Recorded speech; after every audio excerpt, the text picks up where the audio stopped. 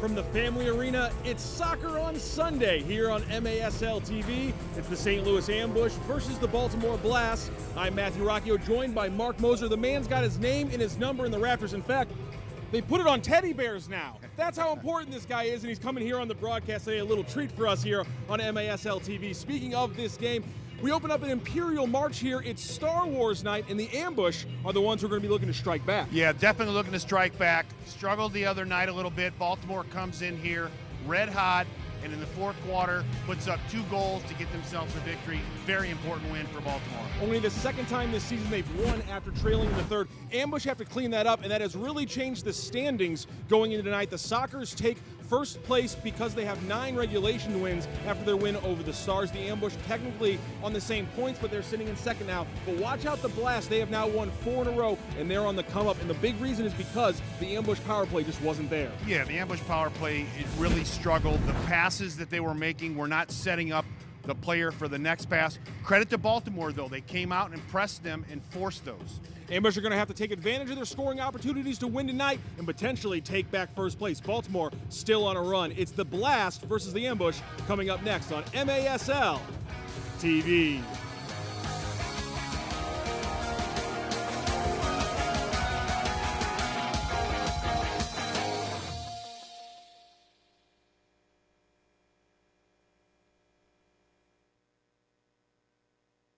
As parents, we want to put our children on the right path, one that leads them to become intelligent, responsible, compassionate adults. That path begins with a Catholic education. Catholic schools inspire academic excellence with a balanced curriculum that integrates music, arts, world language, and Catholic faith, while challenging students in the areas of science, math, and technology. Help your child reach their full potential. Enroll in a Catholic school today. Here's what I'm thinking about the living room. Double hung windows are classics, but what do you think about casement windows? Or maybe sliding windows?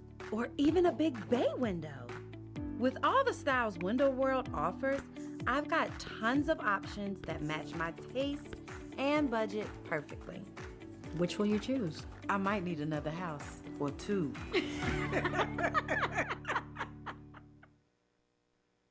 At St. Luke's Heart and Vascular Institute, we understand that care is more than treatment. It's about living your best life. We're nationally recognized as a top heart care provider in the area, and our proud alliance with Cleveland Clinic's Heart, Vascular, and Thoracic Institute enables St. Luke's to take on the most challenging cases for the highest level of outcomes in St. Louis. St. Luke's Heart and Vascular Institute, a beat above the rest for a life beyond expectations. For a first diagnosis or a second opinion, make an appointment today.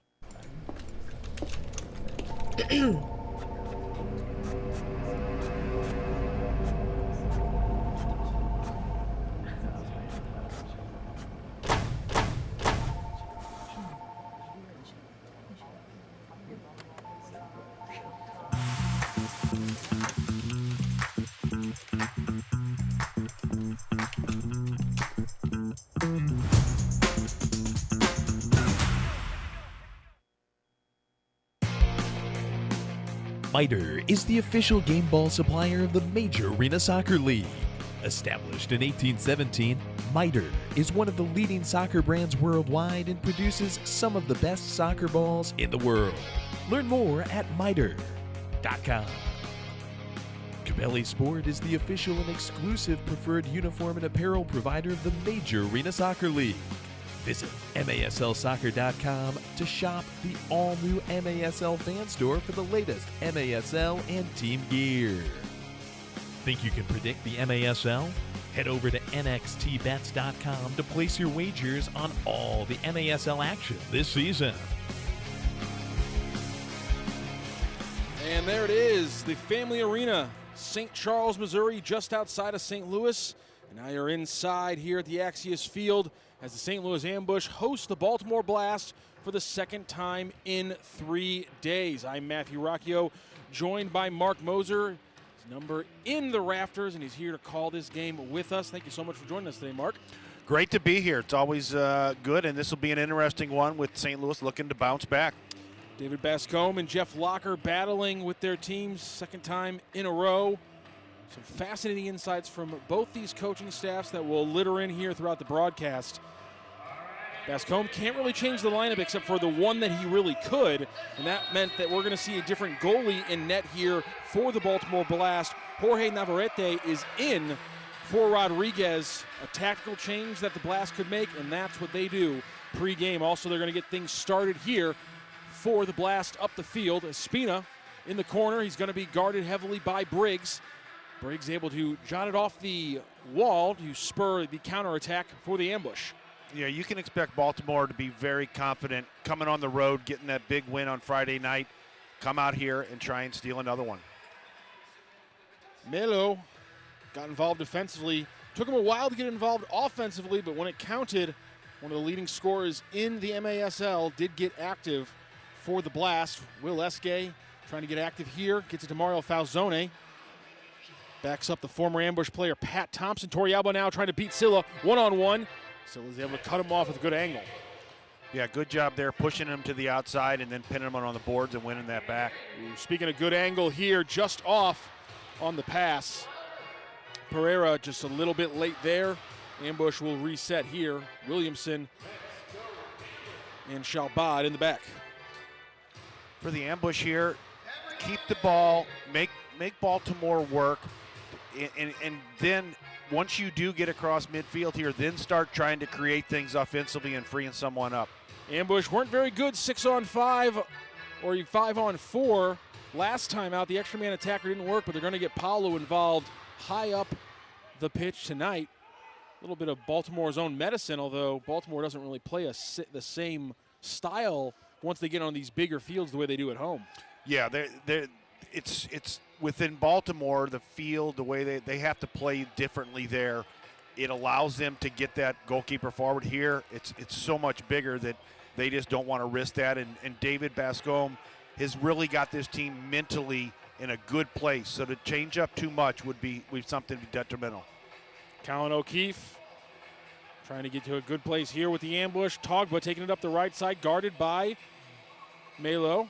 Can't do anything there. Slow roll to Williamson. Now he's going to be pressed hard by this Blast press. They're going to force it a reset to Paolo. And we're going to get a whistle here. And a quick one for the Blast. Yeah, Paolo had already had his touch there. So that's a simple mental mistake there by Williamson, being forced to play that back there. And a mental mistake by Williamson, but also we got to give credit to the press from the Blast, already making waves here in the first save of the game. Paolo, 12:39 left to play here in this first quarter. And Riley Uri's going to take a shot from Navarrete. He's down. Might be milking it a little bit, but we are going to get the blue card. And not the first piece of action you wanted to see from your backup tender. You put him in because it's a bigger field. He's not going to play the same way as Rodriguez, and yet there he is caught outside of his box, and he's going to the box already. Well, and big credit there to Paolo for recognizing where Riley Uri was and where they were defensively. A 2-minute power play penalty and a shootout. All right. Yeah, and with that foul, that'll give the ambush the shootout here for an opportunity to score, and as quickly as he got his start tonight, he winds up in the box. Just like that. Rodriguez is going to have to come off the bench. Didn't expect that to happen, but you're always ready when you're one of the best goalkeepers in the league, and there's no doubt that's what Rodriguez is. Everything Paolo is, top of the box, just right behind him is Julio Rodriguez, so he'll try to step in for this shot. Ambush have not been great in shootouts in this form. Just 1 of 5 in their attempts so far this season. Can Falzone change the numbers there and put the ambush up early here? 12:34 left to play in the first. Falzone, Rodriguez. Falzone falters. Can't put it past. Big save from Rodriguez. And that play falls dead with no goal for the ambush. They fall to 1-6 on shootouts this season. Yeah, I can tell you from experience on these shootouts, one thing you don't want to do, you don't want to get to too many fakes and too many stutters because the keeper just keeps closing. I think it's a push, and your next touch is a shot on goal. Why don't players take it a little wider? Like, is there any benefit to creating an angle on that initial dribble? Some guys did like that to create that angle for themselves. I preferred to just get a good touch, get it a little bit past the top of the box, and then the next strike, was usually try to get it low by his legs. It's kind of like hockey. You want the goalie to move first. Correct. Ambush, though, could not get Rodriguez off his spot. He heads back. He is now, still in for Navarrete, who is serving his penalty. Guevara is also in there having to serve it as the outfield player. So the Ambush will have a minute 20 here to tack on one. Couldn't do it in the shootout. Martinez shot off the glass there, but Falzone just a little too high for him. Torrealba tries one there, but the defense will have a chance to clear. Good movement by St. Louis on this power play, with Martinez especially getting down low, moving side to side, which creates more of a problem for Baltimore defensively. Ambush man up 3 times essentially in that last game. 2 power plays, and in the last 2 minutes of the game when they had an extra attacker, they got no goals and no really even dangerous attacks. Torrealba header here could have been dangerous, but a little bit too lollipop. It don't matter. Falzone cleans this one up, and the Ambush take a 1-0 lead early on the power play goal for Super Mario. And Falzone there just continuing to work. He's always good around the box, but just continuing to put himself in situations, and it only takes a split second for that ball, and he finishes it. Briggs just kind of tapped it in there. A mistouch. It might have been off Porch, I think. Yeah, Porch had a touch there off the Briggs mistouch that really put it on a tee for Falzone, and he did not miss. Kind of chalk that one up as a mistake on the Blast defense. Yeah, and it'd be interesting to see if that ball doesn't go in, whether St. Louis challenges that on a handball, because it did look like it popped up and hit Falzone's hand. 11th goal of the season for Mario Falzone. 18th game, 11th goal, has 6 assists. Solid 17-point campaign in 18 games for Mario Falzone. Although Torrealba has gotten a lot of the press as the biggest addition for the Ambush this year, Falzone has been critical as well. Get our first look at Mershad Amati here. New player, comes in from Utica. Definitely someone that can help the Ambush on their attack. Talked about him when they played against Utica. Obviously didn't have a lot of great things to say about the offense of Utica in that game. Nonetheless, though, Mershad has been impressive this year. Was coming into that game as a point-per-game player. Has stalled a little bit, of course, with the trade, with the rough finish of Utica in the middle of the season. But Amati, anyhow, 16 points in 15 games. Ambush adding a point-per-game player. That could be huge for this stretch run. Yeah, he was really one of the lone bright spots for Utica in what's been a very tough season. Second MASL team, second season, had a really quality rookie campaign. Oh! Speaking of, how about the strike there? Kevon Frater. Ball off the wall. Ambush defense does not compose themselves. And that rebound goes well for the Blast. They tie this up 1 apiece. 10:30 left in the first. Good movement by the Blast with players continuing to rotate.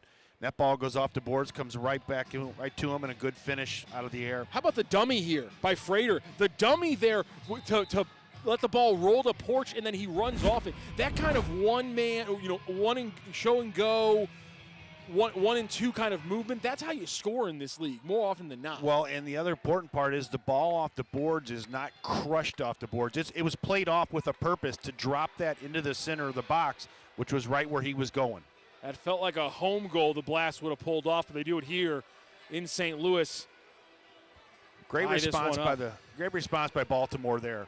And that's all they did on Friday. Every time the Ambush punched, the Blast at some point or another had another punch back, and eventually Ambush got a little complacent, slowed things down, and the Blast took advantage of it. Yeah, and I mean, it's in all respect, it's been one of the successes of the Ambush as well this season. Is in the past when they got knocked down, they stayed down. This year, they've really, and it's part of their success, they bounce back and score goals right away. Ambush, the only team in the league with 3 wins after trailing after the third. So can they get another lead here early and put the pressure back on the Blast? Pereira trying to put some pressure on John Gates in the Ambush. No call there. He didn't like that. And Falzone caught on the clearance, and it'll be recycled for the Blast. Seal almost did the same. We're looking here at two of the most confident teams right now in the league. Both teams in really good form, and you're going to see that they're going to not be afraid to take chances and create opportunities for themselves. Blast on a 4-game win streak after Friday. Ambush still running clear right now with 5 out of their last 6, 7 out of their last 9, but they have lost first place as it stands now because of the soccer's big regulation win over the Stars on Friday. As Uri lost that one, but Chacunte staying with it there, and actually Chacunte always one of the best pressers on this ambush squad. He pulls back. Eske's going to take it, and that ball should be played off the wall. Pereira played high off the shoulder, no call. Well done by Baltimore to break out. The ambush tried to press there really high, and they were able to break out. Frater, guarded by 2, ambush. Can he keep it in there? He is. Header off the wall. Beautiful play there. Defense tries to get it out, but that's going to be off a Blast player. I'm surprised that one looked. No, it's not. I was going to say. Yeah, I think the ambush. Good sub there by the Blast. Pereira gets a little chip there as Eske was trying to diagonal one into Uri. And the Blast will get a chance to slow this one down on the restart. Began to have a little bit of a frantic pace. Now it's Baltimore is going to look to keep it here and create something for themselves. Sila, long ball off the wall. It's going to be played by Togba on the clean header to Nascimento. Another throw here, 1v1. Ozzy Santana, offensive spark plug for the ambush as of late, gets it down to Togba. Togba will have it off the wall. Who's going to help him out? 2 Blast players coming for defense, and they win this one. Good job by the Blast there, getting everybody behind the ball. The ambush were a little slow coming up for help when Santana. Nico Williams tries to squeeze through a group of 3 ambush players. The ball goes out. Williamson passes it off to Paolo. 7:30 left to play here in the first. 1-1, tied up here at the Family Arena. It's a busy one here at the Family Arena, Mark. We got a lot of things going on here. Of course, Star Wars night. It's family night. All the players' families, friends are here tonight. Big crowd. And we get a penalty there. Hopefully, Colin O'Keefe's family is not too close. We had an incredible little ceremony before the game for Ethan Meyer, a Make-A-Wish child who was awarded a trip to Disney. So yes, that's always special, and great to see Ethan out here kicking out the first ball. You know, I like the idea of sending the kid to the Disney resort in Hawaii. Don't mess with the rides, kid. It's pool time. That's how you do it right there. He also, of course, signed a contract. He's a ambush player for the day. Congratulations to Ethan Meyer. We're going to take our first break here with the official timeout. Ambush and Blast tied 1 apiece. 7:04 left to play. Middle of the first quarter here on MASL TV.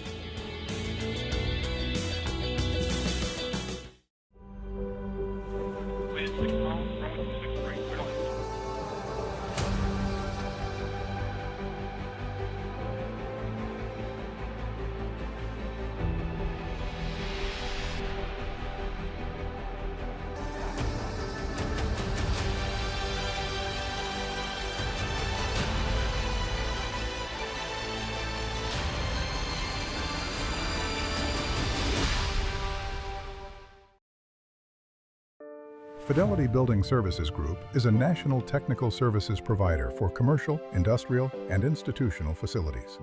Our team delivers proactive, world-class service and innovative building solutions, including HVAC services, design build, engineered retrofits, smart building controls, system integration, energy consulting, emergency power generation, and award-winning mission-critical services to our valued customers nationwide.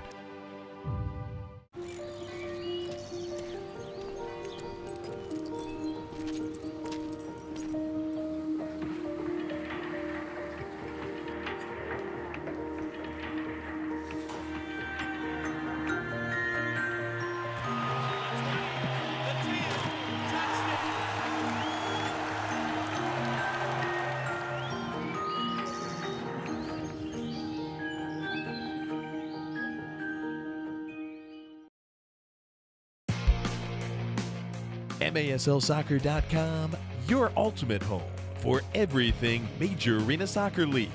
Catch the latest news, leaderboards, highlights, and so much more.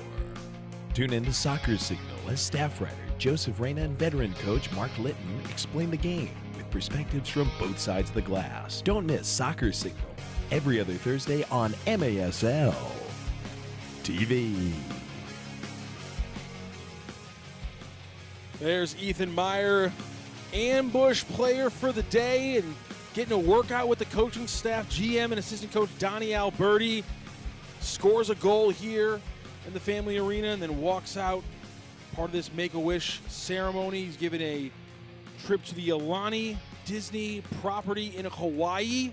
And of course, he's on the bench today with the Ambush as a player, signing that one-day contract. We're back here in the game. It's another 1-1 tie for the Ambush and the Blast.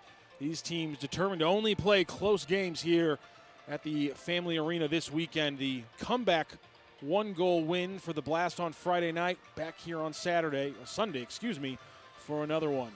Ambush need to come out here, get a win for Ethan, and maybe Ethan get another one-day contract. Would you have liked to retire at 1-0? That's not a bad way to do it. It's not a bad way to do it. Little tip there. John Gates couldn't handle it, but the Ambush in the clean white jersey, green accents with the pink numbers, facing off against quite the red kit from the Baltimore Blast. They packed the full laundry bag for this matchup. They were in the whites on Friday. Guevara guarding SK. SK breezes right past him. The hair looking great. Chacunte couldn't punch that one through. Sela on the pressure in the box. SK just using pure speed there to burn down the left wing. Baltimore was set up nicely, but you can't replace speed. Shalbad steadying presence on the back line for the Ambush. As Briggs, long ball here. He's got Chacunte. Chacunte matched up against Sela. Chacunte trying to cut back, but he doesn't have it there. Good job by Sela using the wall. It was one area where the Ambush did struggle on Friday night, was when the ball was gotten all the way up top to the target. They got misplaced a few times, and the target was not holding it as well. That was a well done by Chacunte. O'Keefe self-pass off the wall to get him past his defender, but he couldn't work through the garbage, and he's going to turn this one over. Briggs, though, cleans up the bad clearance, and the Ambush will retain possession here. 5:19 left to play here in the first. Keeping Baltimore on the field here. Ambush going to get a few changes. Baltimore's able to get one in. Ambush trying to slice through with a pass. Torrealba cuts inside. It's going to be tipped off. I believe that was Porch's foot right into the hands of Navarrete. And O'Keefe pressuring. Navarrete is going to do the long throw. Rob Williamson's hair is going to take that one out of bounds on the header. Yeah, Torrealba likes that little stutter step, and then he goes to his right, and Baltimore stepped up there, get enough of a block on that to keep it out of the. Frater had a chance there. Paulo coming outside, another one, and then the save off the goal line, another miss. Big save there by Paulo, and then John Gates back there standing on the goal line, knocking that away. Risky save for Paulo to his left. Looks like he almost got taken outside the box. But no laundry on the field. We've got an incredible sequence there. And Paulo Nascimento, statistically and in our hearts, the #1 goalie in the league, continues to step up. Well, and I think you even saw Paulo. He knew where he was at. He kind of pulled his arms back and threw his chest out there, knowing that he might be outside the box. Pereira, beautiful ball there to Thompson, who gets a header off the wall. Sela picks it up. Tough match for the Blast here. Is going to be a very similar lineup. Pereira! What a strike! Upper 90 with the English.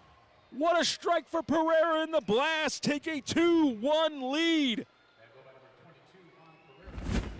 Once again, Baltimore from long distance.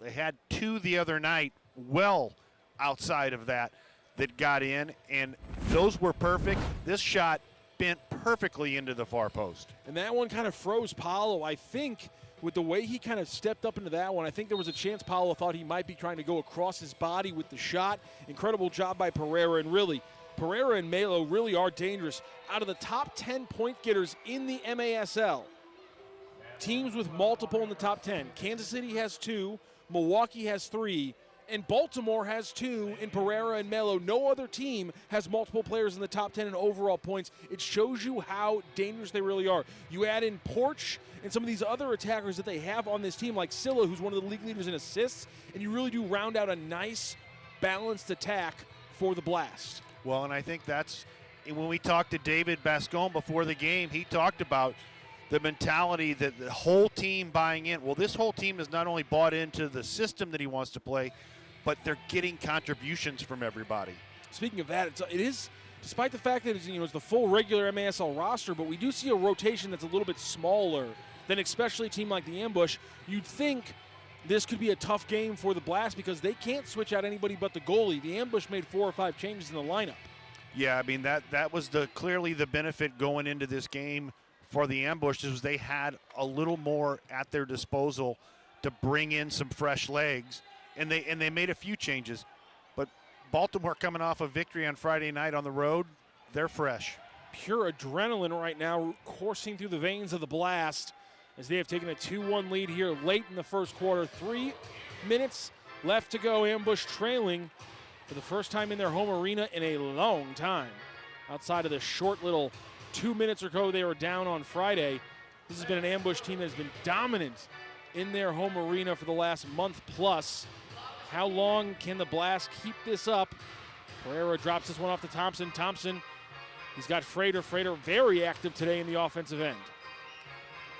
Baltimore does a good job of breaking the Ambush down and getting the ball in deeper, where the Ambush is playing a little higher when they're on the attack. Frater sets up Thompson, but he couldn't get a clean shot there. The dummies, again, they're doing things the Ambush aren't prepared for right now defensively, and it's really creating a lot of space. And that comes from a team that's in a groove. You're feeling it. You're comfortable with your teammates. You know where everybody's going to be. And that's where some of those dummies, what a great ball that is. What a perfect pass. Espina just couldn't finish it, but what a ball. Nascimento trying to finish off the possession he started, and he's held up there by Esque. Yeah, Nascimento with just a sweet through ball there. That's one of the best through balls. With the perfect pace on it. It's one of the best through balls I've ever seen in indoor. Mark, that was incredible. Yeah, and from here you could just see it start developing, and just that soft touch that he had, setting him in on that breakaway. Navarrete saw something potentially developing off the glass there and cleaned it up easy, but a bad clearance turns this one over and puts it on the Ambush boots. Briggs and Yuri will wait for the shifts. Togba comes in. They got O'Keefe and Shakunte in right now, kind of an energy lineup from the Ambush. Togba tries to cut inside, but he's cut out by Sela. What's O'Keefe going to look for here from the middle? I'd like to see Togba play a little quicker. He likes to get it. He stops it too much. Keep the ball moving. Let's make Baltimore work a little harder defensively. Yeah, this is much more of a defense and transition group there. Not a lot of runners, not a lot of really deep playmakers of this 5-man group right now for the Ambush. If I was them, I'd get a little bit of a shift change out there, get somebody else in. And it'll be a shot off a Pat Thompson deflection, and the Ambush will, in fact, change out 4/5 of the lineup. They'll get a good offensive unit in here. Martinez, Torrealba steps into that one. He's got Santana right in front of the goal. But the Blast will try to get rid of this one, and it'll just hit off the top of the wall, stay in possession. Yeah, tried to catch him napping there a little bit and just take a quick free kick and get a good shot on goal, which he did. Good little rolled pass there. Santana on the hold-up play can't get the pass off, and it's going the other way with the Blast. Pereira, hard tackle from Torrealba, but he couldn't win it cleanly. Eventually, Martinez takes over. 7 seconds. Last second shot there, and it goes too high for Randy Martinez. We'll have .8 on the clock to finish off his first quarter. Pretty much what we expected in this game so far. Both teams going at it, going for the goal. And they'll just let the clock die there. And that is a fascinating first quarter. The Ambush down after this first frame, something they have not dealt with much. Can they come back? We'll have the second quarter on the other side here on MASL TV.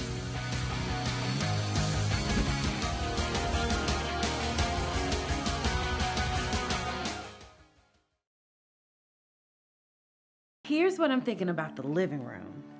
Double hung windows are classics, but what do you think about casement windows? Or maybe sliding windows? Or even a big bay window? With all the styles Window World offers, I've got tons of options that match my taste and budget perfectly. Which will you choose? I might need another house or two.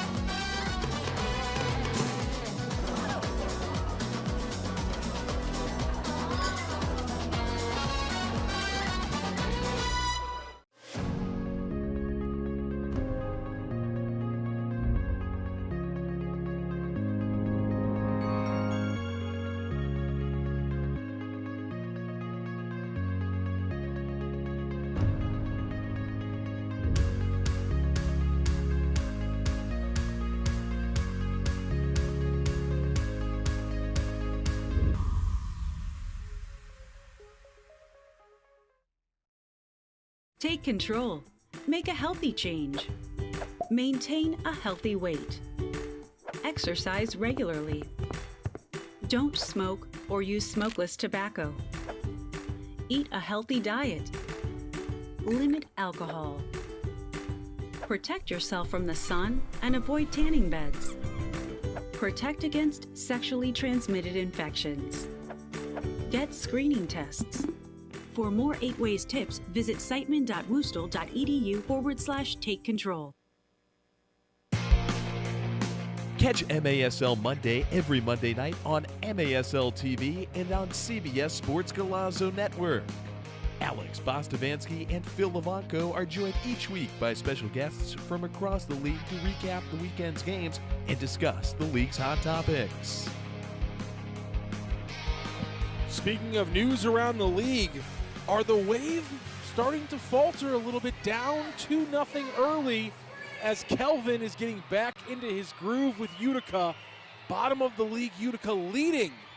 At times the league leaders this season, the Milwaukee Wave 2-0 early. Tell you what, these standings, Mark Moser, not really something we ever would have expected before the season started. Comets have cooled down after their opening season run against the Ambush. Sockers have milled around first. They've kind of toyed with their food a little bit of time, and now the Wave potentially losing their 4th game in a row. Yeah, and it's not a good time because we wanted to see, teams want to see, they want us to keep getting better and better, and you want to peak at the end of the season, and Milwaukee has really flustered here the past month. And it's starting to. I'm sure there's some worries in Milwaukee. Of course, you can see the standings as they sit now. The Ambush with a game in hand San Diego has a game in hand on the Ambush, tied at 33 points. That regulation win marker there, 9 for the Sockers, 8 for the Ambush. If they can get a win tonight, they will take over first place again. And again, the Blast there, 4 straight. If they can win a 5th straight, they would put themselves just 3 points out of first place. An incredible run of parity at the top of this league. And it could be this weekend, could be a 6-point swing for them against the team, the Ambush, who were in first place on Friday. It's playing tight here in the MASL. A lot of special things could happen these final 2 months of the season as the Blast kick things off here in the second quarter, leading the Ambush 2-1. As Porch starts things off. A little weave here and another dummy play to set up another run. They keep going to it, Mark. Yeah, like I say, they're certainly feeling very comfortable right now and are playing with a confidence. And I do want to say this, the Ambush are 7-2-1 when they score first, which they did tonight, but they are 0-2-1 when they trail after the first, which they also did tonight. Fun with stats, which one breaks first for the Ambush? Can they make a late comeback here? Usually in those games where they struggled, they righted the ship in the second quarter. They'll have a chance here, 14:23 left to play, down by 1. Well, and you look at Baltimore and what they've done in the past month. If they can keep it close going into that fourth quarter, there's a good chance that Baltimore can get out of here with another victory. Will Esque probing his Blast defense. Williamson crosses the Togba. He'll move. Torrealba coming deep for the ball. That's not what the Ambush want. They want to go deep, and they will here. Falzone, what a touch! Quick turnage on the shot too high. Good thought there by Falzone, just to take a very slight touch and all in one motion, spin and shoot. That long touch and turn, Mark Moser, I'm sure you pulled that move off many a time in your career. That turn and shoot was something I went to a lot. Not so much on the perfect one touch on the long pass. Yes. Well, part of it is it's so tough for the keeper if you have that quick release. You know, they're trying to shift over to that slot, and if you can get it on target, you can create problems. Torrealba trying to create some problems here for this Blast defense. Chicunte will reset things. And in that one, too, it felt like he was kind of trying to throw Navarrete off, because when he handled that one, he turned towards the wall instead of opening himself to the net. And I think it maybe took Navarrete off a little bit. Well, that was such a clean touch. Not only the keeper, but the defender. The defender wants to, be goal side and continue to protect the goal side. You turn to the outside like that, you can free up some things. We saw Torrealba try to take it one-on-one with Thompson, and I think Thompson's completely okay with Torrealba taking that outside. As long as he doesn't let Torrealba get to his right foot on the inside, I think Thompson will let him dribble wide every time, the entire game. Yeah, because then it becomes a foot race, and he's in good position, can keep him from getting to that right foot. A bear crawl there from Ozzie Santana to help maintain possession, as O'Keefe and Williamson are trying to draw things up here for the ambush. We'll get John Gates switched. Shabbat, back pass. Ambush trying to build up here. Murshad Ahmadi, second shift. Can he make an impact here for the ambush? Hasn't got any time to really practice with the team after coming over in a trade for cash considerations. Was not active for Friday night. Has not been able to train with the team yet. But he is an active and talented goal scorer. Can he potentially make an impact for the ambush without any training time? And someone who is familiar with Baltimore, being in Utica. They play Baltimore several times during the season already. So he's familiar with them. Oh, slips past Paolo, but it's no goal. Just off the rear of Nascimento, and got a little lucky there as Mello, I think, tried to squeeze that one past and almost did. Almost did. A good play by Williamson to get back and clear that off the line. And a quick little note about Ahmadi, second year in the MASL, but GM Donnie Alberti for the ambush has been scouting him for 4 years. And man, the smile on his face when we finally asked him about Ahmadi crept all the way to his ears. He is quite happy to get this kind of attacker, and maybe we can see why. A little feint there to buy himself some space. Tries to weave through three Blasts, can't do it, but SK still picks this one up. And bad touch there, and the Blast will have a chance here, but Paolo will clean it up. No, it goes off Frater, who perfectly made his body big and ate up that one. Yeah, Paolo got a little lucky there that didn't deflect any further back, or it would have been a foot race. Oof. Frater's having a game. He's just very active. He's always moving and creating opportunities for Baltimore. He had a solid game on Friday, but he was not active this way offensively. Speaking of active on the offense, Wellington Brumus, he's out there. Welly, he had the game-deciding goal on Friday night. Not a lot of shifts, but when he comes in there, he can make an impact, especially when they have this slowed down one-half offense like they have right now. Yeah, he works hard to get into open positions and worked really hard for that final goal. Bad turnover there, but the Riley Uri speed trying to weave through a lot of blasts. Ambush, let him do it all on its own, and of course, predictably comes up with nothing. Lucky to get out of that one. He had three guys around him, got a little out of control.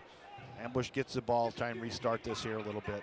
Ambush letting the Blast maybe dictate the pace and positioning of this game a little bit too much again, Mark?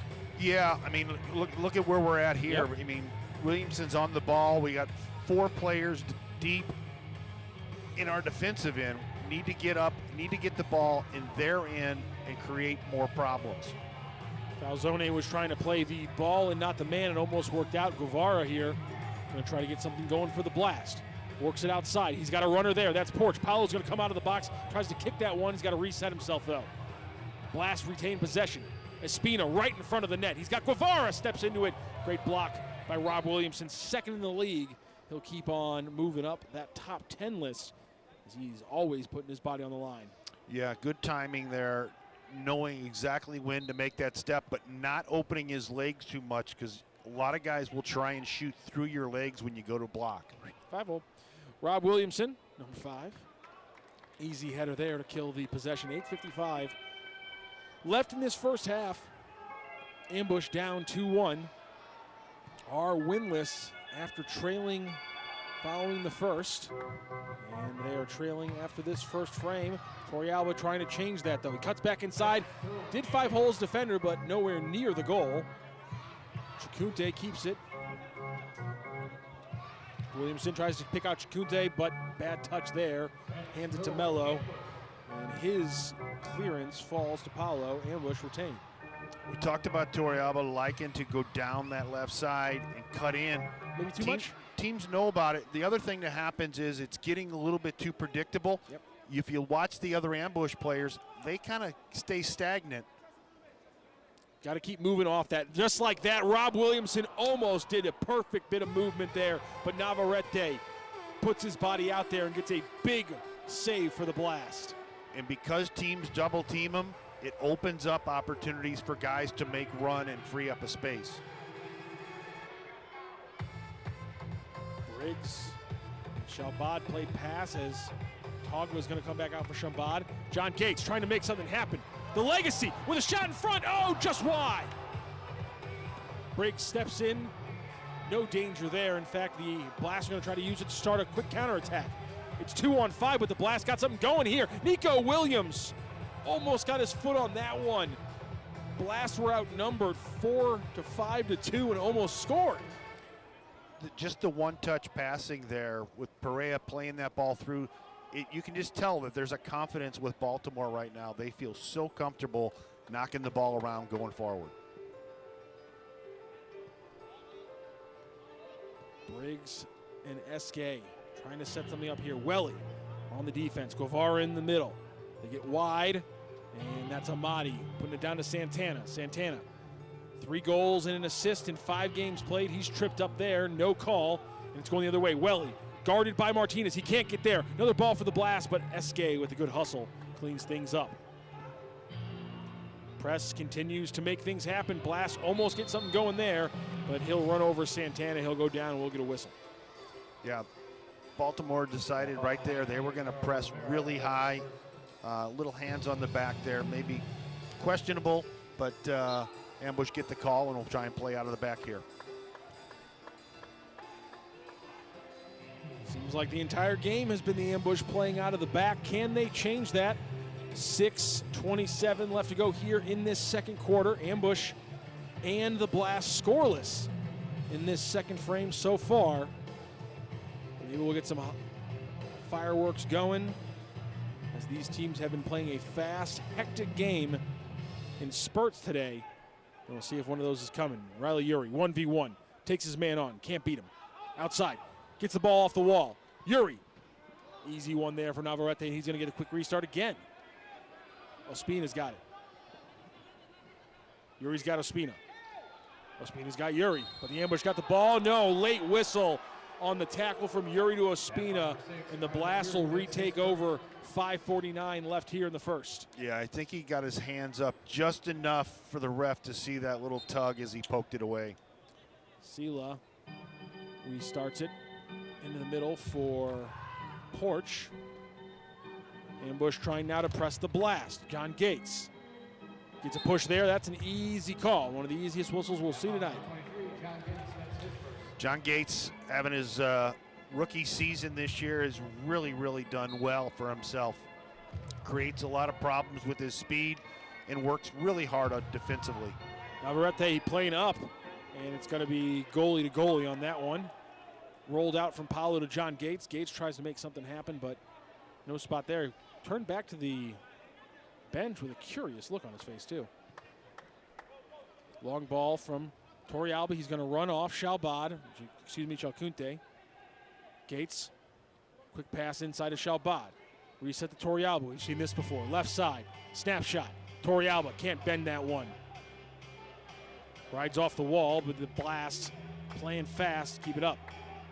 Ambush have to figure out a way to get more than one chance when they go forward. They're really, right now, they're getting one shot, one opportunity, and then they're back playing defense.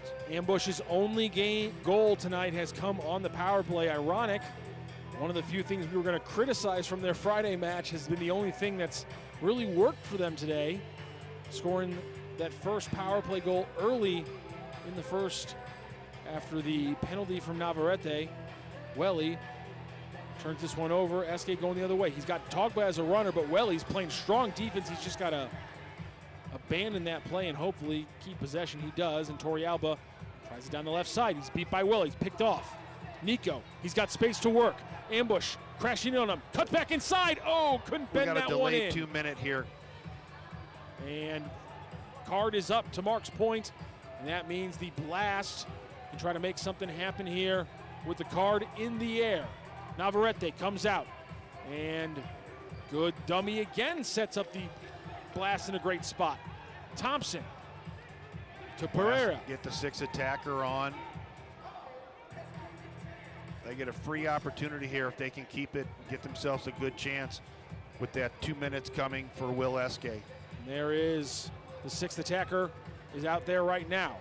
Ospina, Pereira, Melo in the jersey. It's pink, looks very red, but it is a different color. Yeah, it's tough. It's tough to tell who is actually the keeper I was here. like, wait a second, there's 6 guys out there, but there's 6 jerseys. No, that is a slightly different jersey.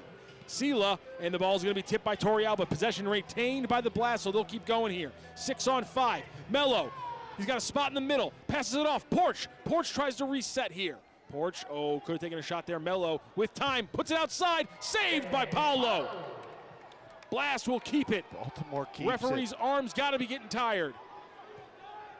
Under 3 minutes left here in the half. Frater from the right side. Trying to pick out a pass.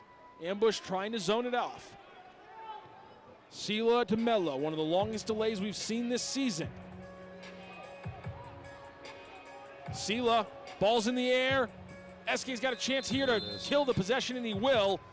So the ref can finally mercifully take his arm down, and the Ambush will have to keep on fighting for these, most of the last of this half, I should say. 2:36 left to play. Will Eske is going to head to the bench. Yeah, that was a long. We're going to take a break here. Ambush are going to have to come back and fight off more of a man advantage from the Blast. 2:36 left to play. It'll be an exciting last 2 minutes here before the half. It's the Baltimore Blast and the Ambush. Blast lead 2-1 here on MASL TV.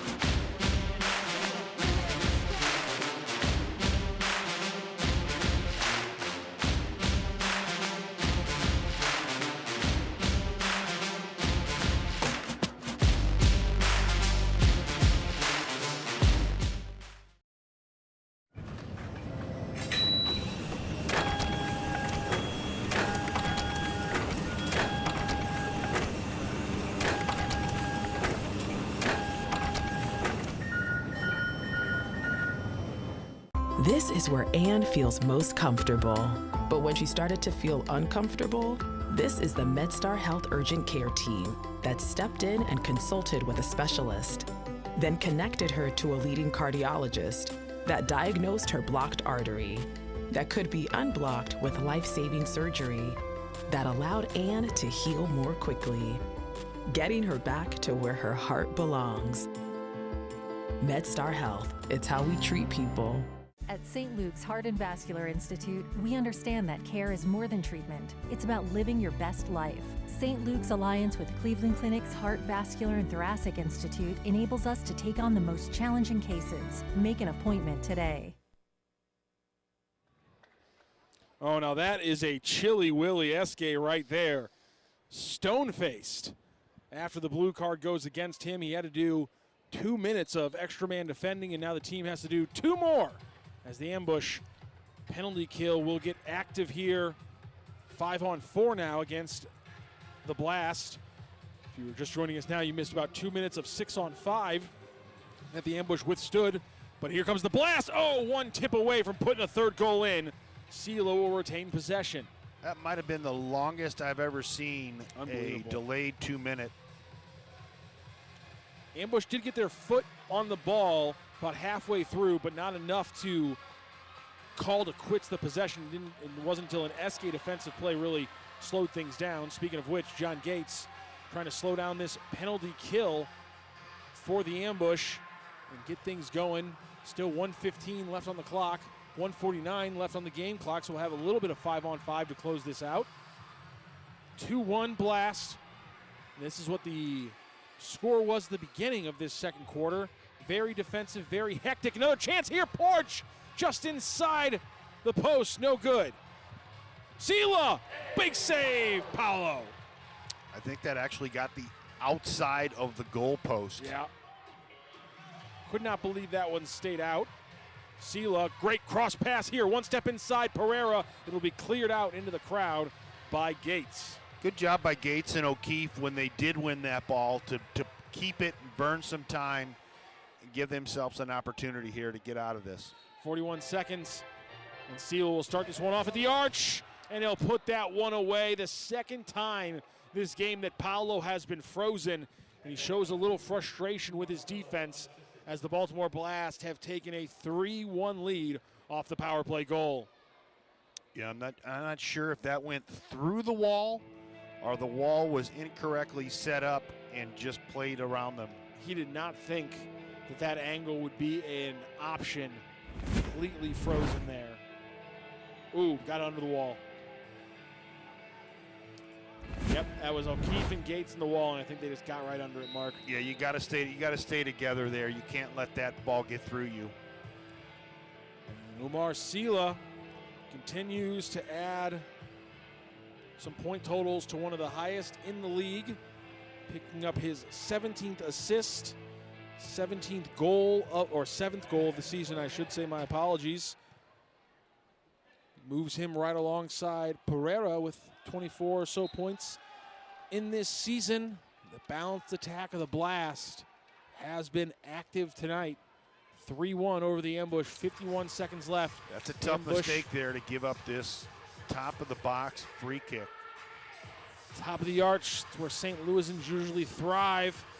Martinez, Briggs, Santana, Torrealba, and Eske. What's the call here on the set piece? Briggs steps in, saved, big time, Navarrete. Good job keeping that on goal.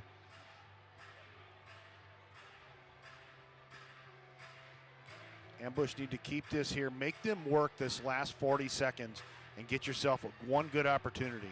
Pereira cuts out the ball at the wall from Torrealba, and he continues to have trouble finding space on that left side. Can he do it here? Cross pass to Eske. Eske 1v1 on Melo.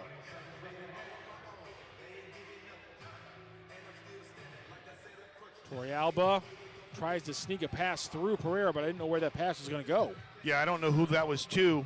And Torrealba's going to have to start working a little harder off the ball to get himself into better spaces. That parking himself on this left side is not working right now. And that'll call it. And Pereira, he puts his hands up. He knows that he missed a cross pass to Thompson that could have made this a 4-1 lead anyhow. If you're the Blast, you already took Friday night, and you got to be feeling good here.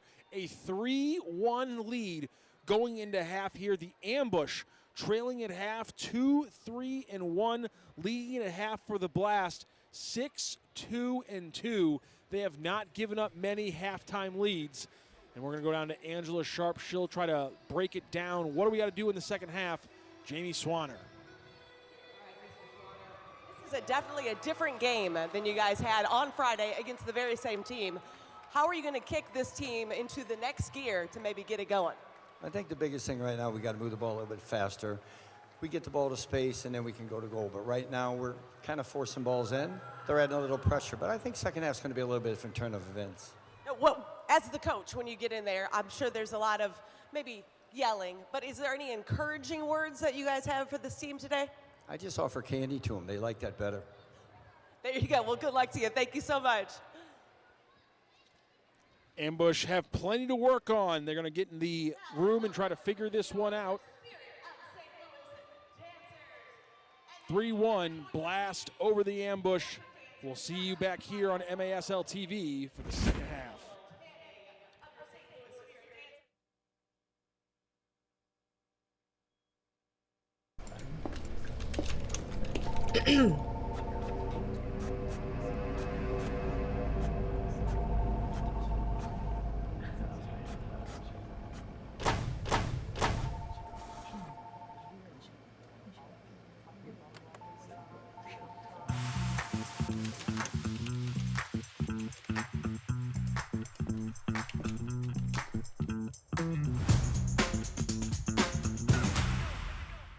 At St. Luke's Heart and Vascular Institute, we understand that care is more than treatment. It's about living your best life. We're nationally recognized as a top heart care provider in the area, and our proud alliance with Cleveland Clinic's Heart, Vascular, and Thoracic Institute enables St. Luke's to take on the most challenging cases for the highest level of outcomes in St. Louis. St. Luke's Heart and Vascular Institute, a beat above the rest for a life beyond expectations. For a first diagnosis or a second opinion, make an appointment today.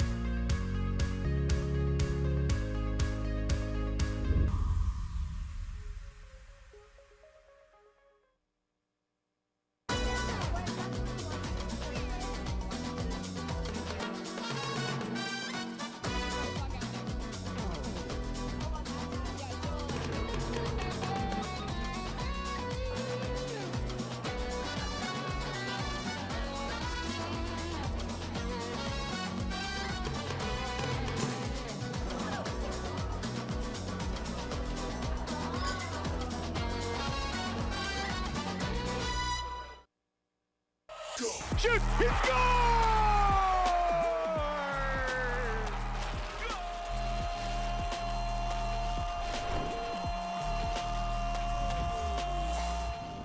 What's up, soccer fans? Alex Bastiavansky here, back in the MASL studio. Hope everyone had an absolutely fantastic week. A lot went down over the past few days in the league, and I am here to tell you all about it in just 5 minutes. So let's go.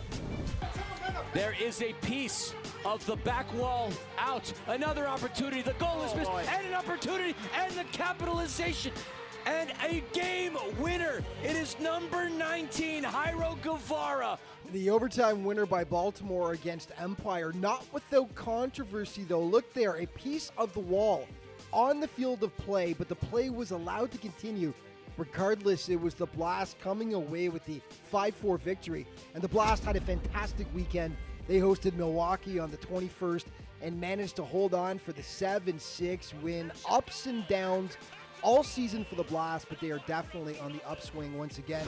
St. Louis is the hottest team in the league at the moment, and they flexed some muscle against Utica City. The worst blowout in the MASL so far this season. 13-0 St. Louis takes it. Robbie Christo with 4 points. San Diego and Tacoma. Stars legend Nick Pereira returning to his old stomping grounds and adding salt into the wound. He had 2 goals in the game to help the Sockers drop the Stars 5-2 the final score. One positive for Tacoma, though. Danny Waltman recording his 2,000th career save in the MASL. Now in his 11th campaign in the league, Danny has spent all of them with the Stars except for one campaign with the Comets and one with San Diego. Congrats, Danny. And we talked about St. Louis being off the charts hot right now. Well, they took on Milwaukee on the 22nd. They went into the Lions' Den and knocked off the Wave on the road 7-6. That is the 5th straight win for the Ambush. Utica's woes continued on the 22nd in Kansas City although they showed much better than the day before when they lost 13-zip. Much closer than this one, but the Comets still came away with a 6-5 triumph. And Empire finished the week off on a strong note, hosting Tacoma, the Strikers flexing some offensive muscle of their own as they were all over the Stars like a bad rash, beating up on them 10-2. And congratulations, the Baltimore Blast legend Tony Donatelli, who was added to the Blast Hall of Fame on the 21st. Donatelli played 10 seasons in the MASL, all with the Blast, putting up 169 goals, 164 assists, 333 points in 186 games, helping Baltimore to 4 league titles along the way. A true legend. Congratulations, Tony. Your scoring leaders right now, Alex Sanchez taking over top spot with 40 points, followed closely by Rian Marquez of KC with 38.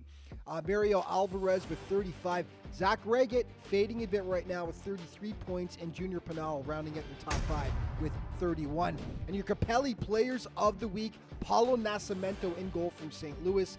His teammate, Daniel Torrealba, picking up the offensive honor, and Robert Palmer from Empire getting the defensive nod. Let's start with Daniel, who may be the best pickup in the offseason for any team. St. Louis got him from Texas. He had 9 points, 5 goals, 4 assists last week. Defensively, Robert Palmer, what an incredible career he's had. He just continues to add to it.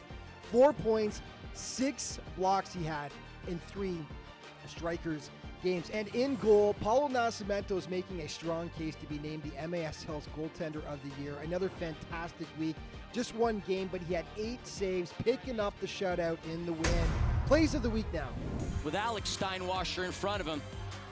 Finds some space, fires it in the upper corner. Gratterall in his 2nd consecutive game. Toyota Arena, one of the busiest arenas. And another goal by Perez. Goalkeepers are finding themselves scoring today. Wrecked it in and just missed. Williamson on the volley, he scores. Way here. Oh, Williamson. DeCristo! Oh, Heiner's going to want that back.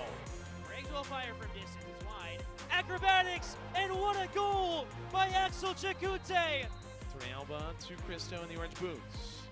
Slices the pass back to Martinez.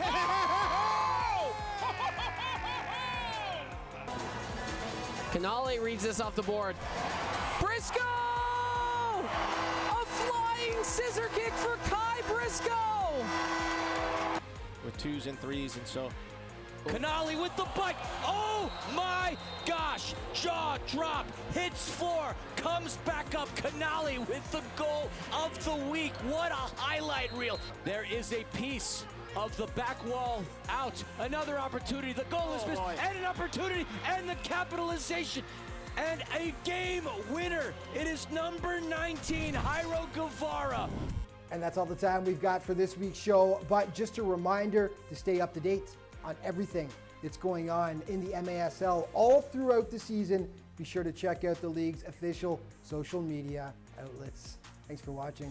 We'll see you next time.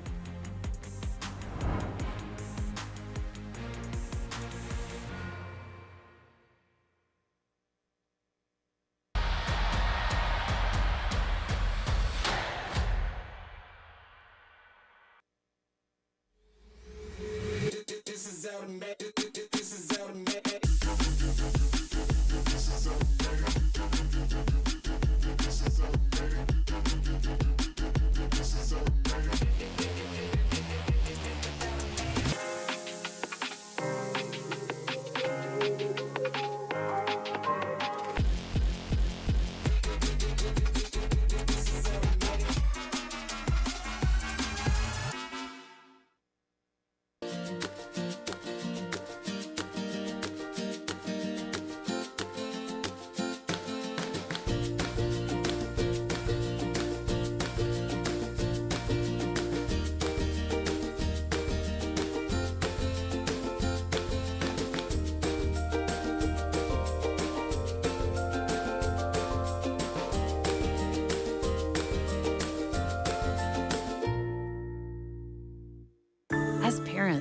We want to put our children on the right path, one that leads them to become intelligent, responsible, compassionate adults.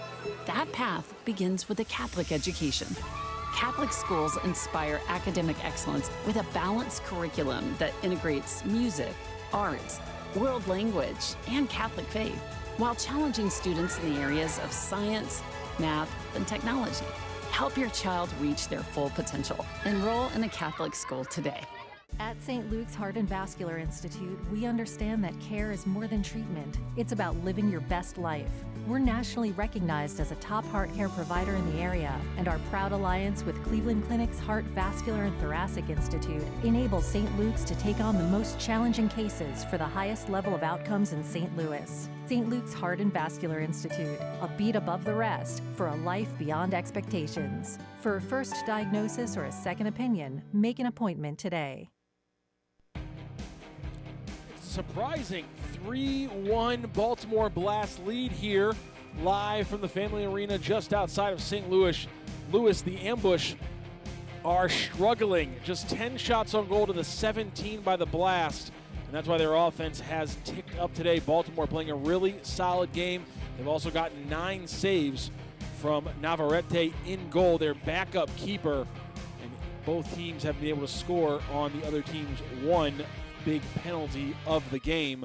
Of course, that's been all we've gotten from the Ambush. It happened early on in the first quarter. Navarrete coming out of his box and taking down Riley Uri. Falzone could not score on the shootout, but eventually he did score off of a errant pass from Christian Briggs. That's all the Ambush have had, though.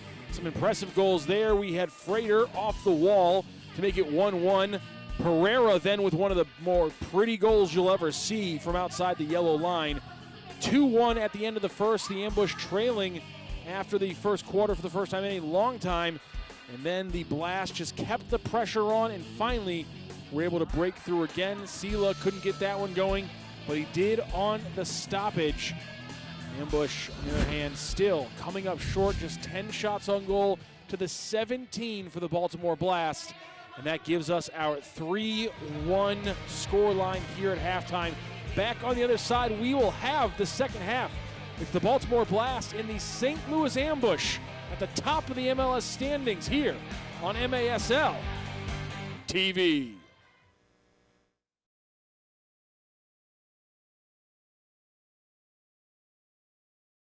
Here's what I'm thinking about the living room. Double hung windows are classics, but what do you think about casement windows? Or maybe sliding windows? Or even a big bay window? With all the styles Window World offers, I've got tons of options that match my taste and budget perfectly.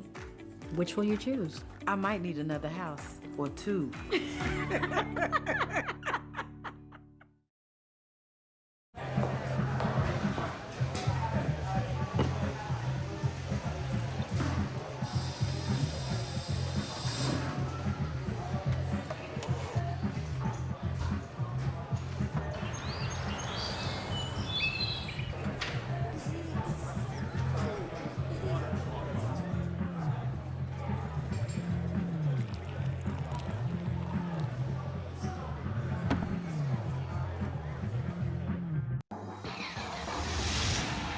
The Post Sports Bar and Grill.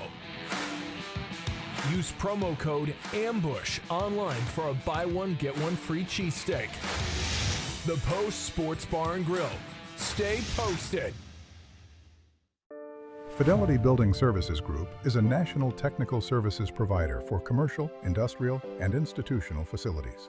Our team delivers proactive, world-class service and innovative building solutions, including HVAC services, design build, engineered retrofits, smart building controls, system integration, energy consulting, emergency power generation, and award-winning mission-critical services to our valued customers nationwide. At St. Luke's Heart and Vascular Institute, we understand that care is more than treatment. It's about living your best life. St. Luke's alliance with Cleveland Clinic's Heart, Vascular, and Thoracic Institute enables us to take on the most challenging cases. Make an appointment today. Want more MASL action? Follow MASL and St. Louis Ambush on Facebook and Instagram, and subscribe to MASL TV on YouTube, where you'll find game rebroadcasts, MASL shows, highlights, and more. Little shot there of downtown St. Louis from the north side angle. Not the angle you usually see of downtown St. Louis, but a crucial one as well. The beautiful Stiefel building, a different view of the arch, as we are now about 20 miles out west at the Family Arena in St. Charles, Missouri, where the Ambush have to come up with one of their biggest halftime comebacks of the entire season. 2-3-1 when they trail at half, but they also were down 2-1 after the first, and they have never won this season after trailing following the first frame. Can the Ambush climb back? They'll have to change up their game a lot. The man up there in the rafters, Mark Moser, joins us today on the broadcast. Mark, what do we need to see from the Ambush to close out this 3-1 deficit? Yeah, I think the Ambush, they're going to have to come out energized in the second half and start forcing some things, start creating more opportunities, keeping the ball in the Baltimore end. And in order to do that, they're going to have to raise their energy level. It got a little stagnant there in the second quarter and was real predictable. Baltimore's been playing this entire game like they're back at home. The press, the way the goalie's been involved at times, they're playing this entire game like they're back in Baltimore. This is an away game. You're supposed to have a home field advantage. You've been playing so well in the Family Arena this entire season. It's time for the Ambush to start playing like it again. Yeah, and for David Bascom in Baltimore, more of the same. More of the same. Because it was working for them the entire first half.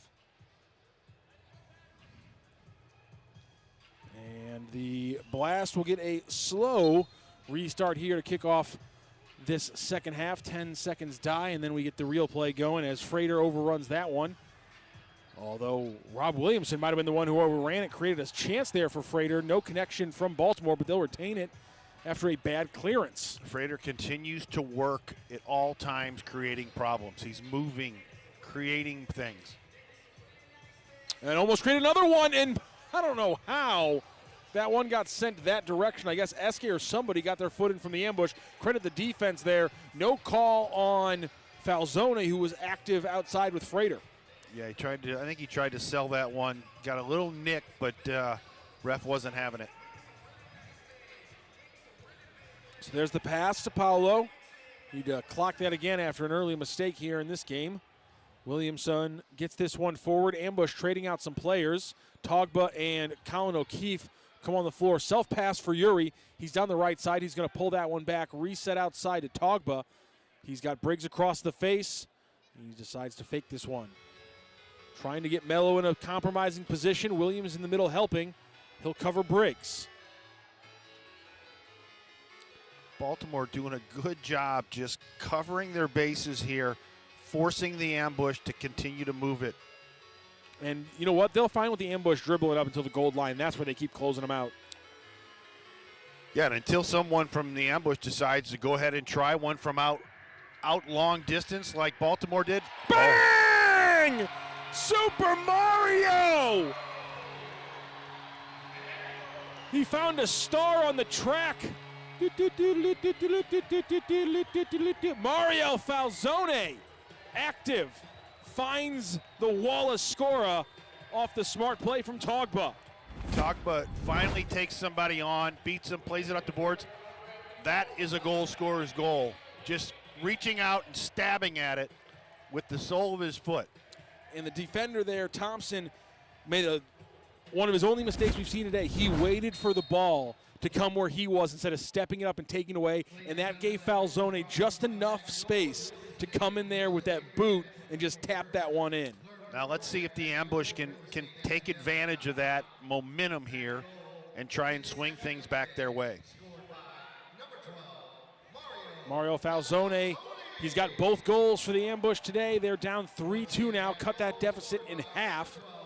12:51 left to play here in the third quarter. Ball comes off the wall. It'll stay with the Blast thanks to another heado from Nascimento. Down to Nascimento from Frater, but it rolls to our Nascimento, Paolo. And he'll roll it out slowly to Mershad Amadi, playing in his first game as an Ambush since being purchased by Utica. And speaking of Utica, we'll talk about them here in just a moment. Amati driving one. Oh! Falzone almost set up the third goal of the game after scoring the first two, but Martinez was a little high. Centered from Amati. Martinez can't get a clean touch. And Navarrete will have a chance to get things deep for the Blast offense. O'Keefe cuts it out, though, with a good header. Fighting with Williams. High leg of Martinez wins it off the back of Porch and then back in the air for Mello and out of bounds. Twisty-turvy sequence there, ends with the ambush back in possession. A little bit better shift there from the ambush. Look, here it is off the top of the crossbar. Martinez with a good run, and Falzone already with 2 goals. Good piece of service. Yeah, and like I said, this is what the ambush is going to need to do. We know Baltimore scores goals in the second half. The ambush need to keep going forward here and keep creating opportunities and knocking on the door. Ambush trying to set up their offense a little bit deeper than they had been, and for some reason they're just moving backwards, Mark. I don't get that. You bring up Paolo, you're playing forward, you're active, you're on the front foot, and then as soon as you make one pass, it's back to the back foot and you're getting pushed away from the goal. Yeah, and that we talked about it earlier, that ball played into Yuri. He's got to have a better touch there as a target. Escade on the left side, tried one, slapped away by Navarrete, and Briggs will bring things back as they bring on O'Keefe, and then Falzone, the man with almost all the offense in an ambush jersey today, and they'll get it down to Mario. Mario, guarded by Thompson. Can he beat him again? Martinez wide outside. Can he take a long shot attempt here? Will he take a run off Gates? Gates taking a run of his own. Down to the wall, off the wall. Falzone in the air. Couldn't get anything going there. Tried to get a whistle. Ambush. Thompson wasn't letting him get goal side there. Thompson, physical defender. He's watching Falzone like a hawk. Mario off the wall and cleaned up by Marco Nascimento. Into the walls, hard one from Williams, and will that be a card? Williams wants it. He wants a boarding call, and I don't think the ref liked the conversation from Robert Williamson. We got a flag. And we will have some laundry out on the field. It's red, and that means we'll have a video review. Ambush want the blue card, and they want that changed to a boarding. Nico, a stout, thick bowling ball-like player, just sent Williamson crashing into the boards. The call on the field is common foul. St. Louis is challenging that there is a missed blue card power play on the play. This is going to be difficult because Williamson is going in at full speed. Yes, it's a foul, but I don't know if there's intent to board him there or whether his momentum is what carries him into that boards. If they could have reviewed fouls like this in your day, Mark, what does your penalty minute total look like? We don't want to talk about my penalty minute total. Master of the dark arts standing right next to me. Very happy that video wasn't used in this way back in his day. Yeah, the video would have caused some serious financial problems for me, I think. And there is Williams. I mean, when you slow it down like this, he definitely makes contact, but in fairness to him, I think part of boarding has to be that you do drive the player into the boards. Nico Williams looks like he's trying to pull up. It looks like he's trying to pull off the moment. It's a shoulder-to-shoulder collision. I mean, to me, it looks like he slows down as the ball gets there. To me, that's enough. After review, there is a boarding 2-minute penalty. Power play penalty for St. Louis. Slight little amount of chagrin there through the microphone as they admit they missed that one. I thought Nico pulled up enough not to get the call. I think Nico did as well, but he will make that long, lonely walk to the box. Yeah, I mean, and to give the refs credit there, when it's happening at full speed, yeah, that is pretty. They're trying to make that decision in a split second. Once you see it, they decided to go with the 2 minutes, and let's see what the ambush can do. We talked about their struggles on the power play. They get one earlier in the game and capitalize on it. Let's see if they can do it again. Looking at the still, it looked like he might have pulled up, but in full motion, he definitely did not really slow himself down. So good call there by the officials once they got a better look at it. And like you said, ambush 1 for 1 today on the power play, but they are down still 3-2. They had 2 power play chances on Friday, converted on neither of them. This would be a good way to turn the page and put themselves back in this game. Going 2 for 2. Minute 35 left on this power play. Esque, Martinez, Falzone, Briggs, and Torrealba are your 5-man group for the ambush. Mayo, Nascimento, Thompson, and Porch are your group for the Blast. A very good penalty-killing group out there. Yeah, and this is where we got to give credit to David Bascombe. He has this team believing in themselves and believing in their system. The one system they're using during the power play here, it's working for him. Nico definitely looked a little sad in the box. Kind of felt bad for him there. Torrealba tries to get down the left side. Porch, though, gets his foot out there. Almost set up a pass and a perfect assist for Briggs, it looked like. The ambush will have to take another shot at. Oh, Porch, beautiful dribble there through Esque. Martinez trying to get down. Can they get a shorthanded attempt? Ambush, though, get their men back and stop that one. A lot of green space for Torrealba to run on to. Esque is the late charger. Torrealba calls him off. Martinez inside the yellow line. Can they get it inside? Esque from the top of the box, lifts it left-footed. Just outside. I'd like to see him get it down here low to Briggs and then have runners off of him if they could.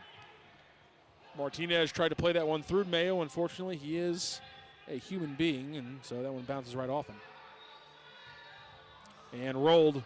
No threat there from Torrealba. Navarrete cleans that one up in the last 10 seconds of this penalty, and certainly that one did not go the way they wanted, Mark. And this isn't going well either. Pereira gets punched away by Paulo to keep this one a 3-2 game. Bad header from Martinez. Esque's got to clean that one up, and we're back to 5-on-5 even. Little nonchalant on that flick back by Esque, and whether he didn't see the runner coming there caused a little bit of a problem. Williamson tried the 1-2 moment there for Yuri, but Yuri didn't see the pass. Long ball from Esque. Blast get back.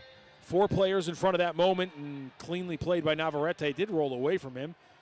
Amadi back in with possession. Can he make magic happen in his first ambush game? Down the left side, he's going to be cut across by Nico.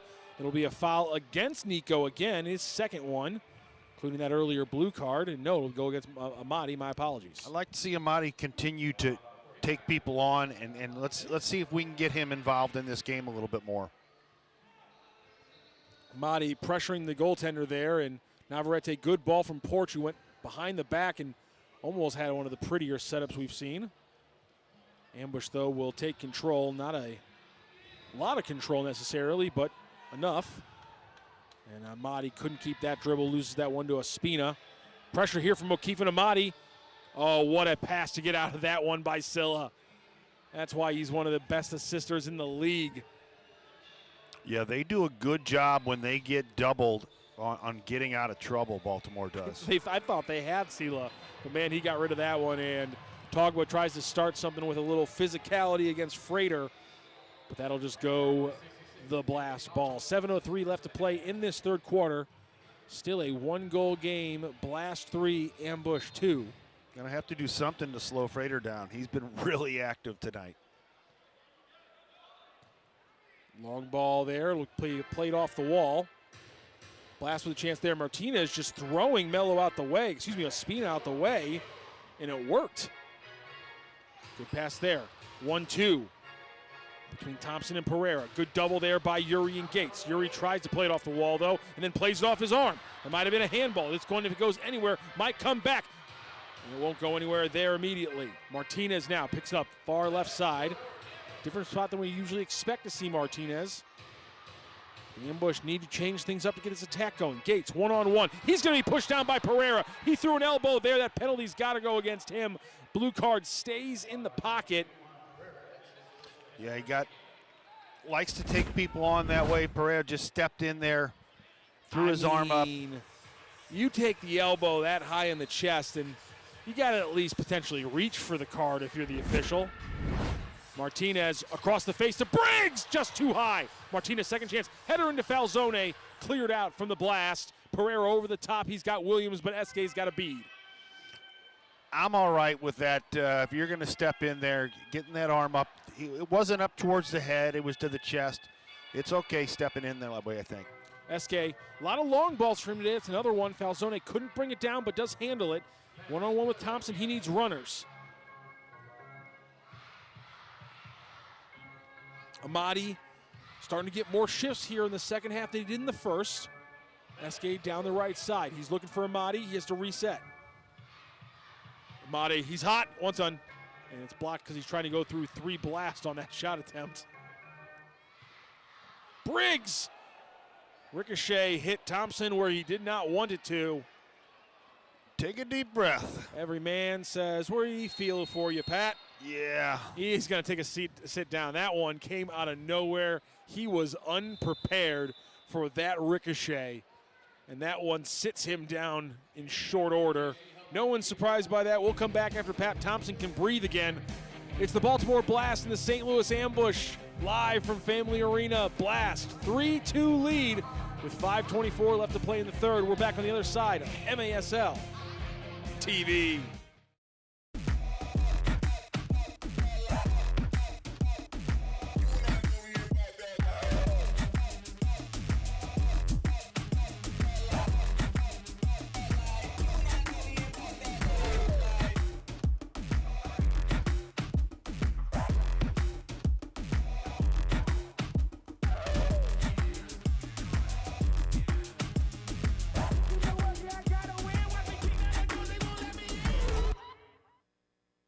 At St. Luke's Heart and Vascular Institute, we understand that care is more than treatment. It's about living your best life. We're nationally recognized as a top heart care provider in the area, and our proud alliance with Cleveland Clinic's Heart, Vascular, and Thoracic Institute enables St. Luke's to take on the most challenging cases for the highest level of outcomes in St. Louis. St. Luke's Heart and Vascular Institute, a beat above the rest for a life beyond expectations. For a first diagnosis or a second opinion, make an appointment today.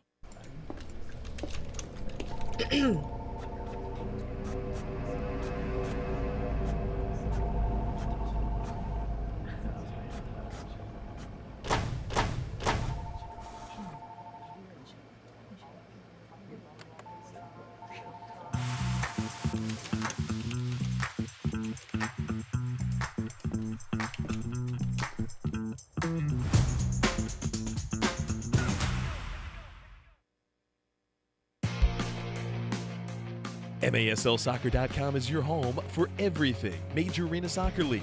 All the latest news, leaderboards, highlights, and more. Capelli Sport is the official and exclusive preferred uniform and apparel provider for the Major Arena Soccer League. Visit MASLsoccer.com to shop the all-new MASL fan store for the latest MASL and team gear. Shot of downtown St. Louis. If this were an ambush game or a indoor soccer game when Mark Moser was playing, you would have seen a McDonald's floating right there on the water in front of the arch. No longer there. We're losing the fun things about this city sometimes, Mark, but a great thing going on now about 20 miles west is the St. Louis Ambush fighting for first place in the MASL. First time since they reconstituted back in 2013 that they've had a share of the league lead. And if they can win tonight, erase this 3-2 deficit, they can take that first place spot back away from the Sockers. And for Baltimore, they're looking to jump ahead of Milwaukee, who's losing to Utica right now, 3-1 in Utica. Baltimore could make some waves this weekend with another victory here. Could, in fact, make some moves on the wave. As you say, they'll both be have 30 points. The Blast would pick up their 8th regulation win to tie the Wave, and they would also have a game in hand playing their 18th, the Wave's 19th. So plenty of movement still possible if the Blast can take that 4-game win streak and turn it into a 5th. As we talk about you back in your playing days, you have a long history playing against this Baltimore franchise, don't you? Baltimore, my actual first professional goal was scored in Baltimore on an assist from Pregame when I was playing for the St. Louis Storm. And I still have that ball. That's one heck of a play. Pregame and Moser getting on the board against the Blast. And even you said even back in the day they had to play a different style, and they did not like coming to St. Louis. Yeah, they did not like coming to St. Louis. St. Louis had one of the larger fields. Well done, Paulo. Beautiful play there to cut out that one. Frater was all alone, could have had another highlight play, but Paolo stopped him. Long ball here. Amadi trying to make some magic happen from outside the yellow. Yeah, talking to David Bascom a little bit before the game, reminiscing, and he talked about that when he was with Baltimore or Harrisburg, did not like coming to St. Louis. St. Louis always had one of the largest fields, and we had good teams, so that didn't like it. We had great records at home, which now this ambush team is starting to do as well. Talk a little bit more about this here in a moment as Briggs tries to line one up here. Oh, just outside Christian Briggs. Sniper a little bit uncalculated there. Shot just misses. Starting to feel the tide turn here a little bit for the ambush. They're getting much more active and started. You can feel a little bit of a turn in this game. Baltimore is going to want to get a handle on it if they can. Long ball here. Falzone tries to make something happen. Sela always ready to play off that back heel. Kept it going there. When you would go from a run of games down at what was then Savis to like those small arenas, did it just feel like the defender was breathing down your neck in those small arenas compared to how much space you'd have at times in the big St. Louis one? It was completely different when you went to Baltimore and played there. One, they always had good teams, and they played well on that shorter field. Aske went with the outside of the boot there and went wide. Briggs tries not to lose this one. Welly, he has a chance again to be a late-game star for the Blast, but Mershad Amadi making his name in front of these ambush fans with a defensive play. Not what he's known for, but good hustle to get back there and get a leg in. Again, he has not trained with this team, and so more so on defense when you got to know the rotations, you got to understand what everyone's supposed to be doing around you. These defensive rotations for him are much trickier than the offense. Offense just, it's all feel and spacing. Yeah, and especially with the ambush pretty much going a man-to-man defense, there's sometimes when there are switches, and especially with Baltimore's players moving as well as they are, you can get lost. And he almost lost Frater, who snuck off the bench behind the ambush defense. Good job by the up man to cut that one out. Yeah, this is not the matchup the ambush wants with him and Frater in the back. No, he's giving Frater a lot of space. And Yuri, he's got space to run. Tries to get a pass off Thompson, though. Might have been part of that slip. Either way, the ambush have to slow things down, and the Blast can take a breather. Although, here we go. John Gates trying to make something happen quick. Good ambush change there again by the ambush. Martinez takes on Pereira. One-on-one dribble to the side. He's going to be doubled now by Nascimento. Retains, resets. Rob Williamson. Thompson is out wide now. Can they get something in behind him? O'Keefe. Active. Steps over, back to his left foot and back to the left side. Martinez fakes there. Williamson. He's got O'Keefe working the baseline and Falzone in the middle. Tries one short there. Ambush have to get those guys down low. Falzone, Gates, they need to be a little bit more active and create some confusion for the Baltimore defense. Falzone They're a little too stagnant. Low on Nascimento, but no runners. Couldn't get the pass off. Tries to get one off the wall here. Nascimento cleans it up again. Officials got to jump the ball. Good job there. Batted down by Martinez. Keeps it inside the yellow line. O'Keefe tries to chip the pass in there. Not going to happen. Falzone, no keeper. Navarrete's outside the box. Clean there. Oh, off the line. Perfect play by Pereira. He's going to rub the head of his goalie. We're all good, but he's still got the lead, and that's how this third quarter is going to end. The ambush fighting, clawing, scoring one goal in the third quarter. We will take it to the fourth. Just like Friday, it's a one-goal game. Can the ambush turn it around? Can the Blast keep their lead? We'll find out on the other side on MASL TV.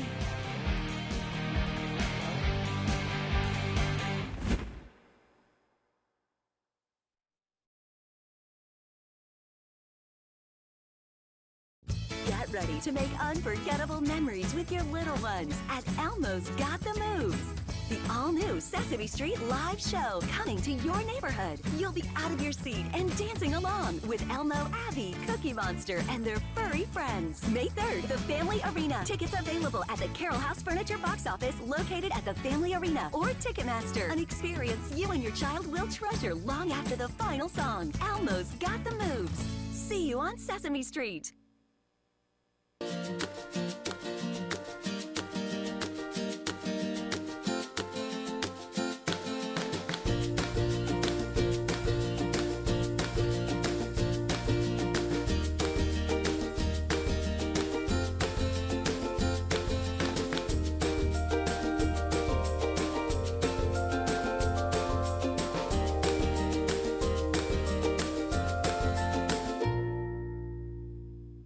At St. Luke's Heart and Vascular Institute, we understand that care is more than treatment. It's about living your best life. St. Luke's alliance with Cleveland Clinic's Heart, Vascular, and Thoracic Institute enables us to take on the most challenging cases. Make an appointment today. This is where Anne feels most comfortable. But when she started to feel uncomfortable, this is the MedStar Health Urgent Care team that stepped in and consulted with a specialist, then connected her to a leading cardiologist that diagnosed her blocked artery that could be unblocked with life-saving surgery that allowed Anne to heal more quickly, getting her back to where her heart belongs. MedStar Health, it's how we treat people.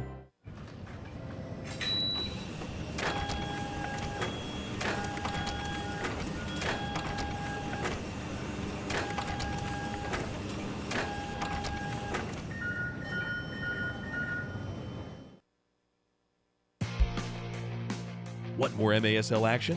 Follow MASL and St. Louis Ambush on Facebook and Instagram. Catch MASL Monday every Monday night on MASL TV and on CBS Sports Golazo Network. Alex Bostavansky and Phil Levanko are joined each week by special guests from across the league to recap the weekend's games and discuss the league's hot topics. Think the refs missed one? Find out on Under Review with Phil Levanko and MASL head referee Ryan Sigich. The MASL's most controversial show. Catch it every Friday on MASL TV on YouTube. One of the least talked about national parks in this wonderful country.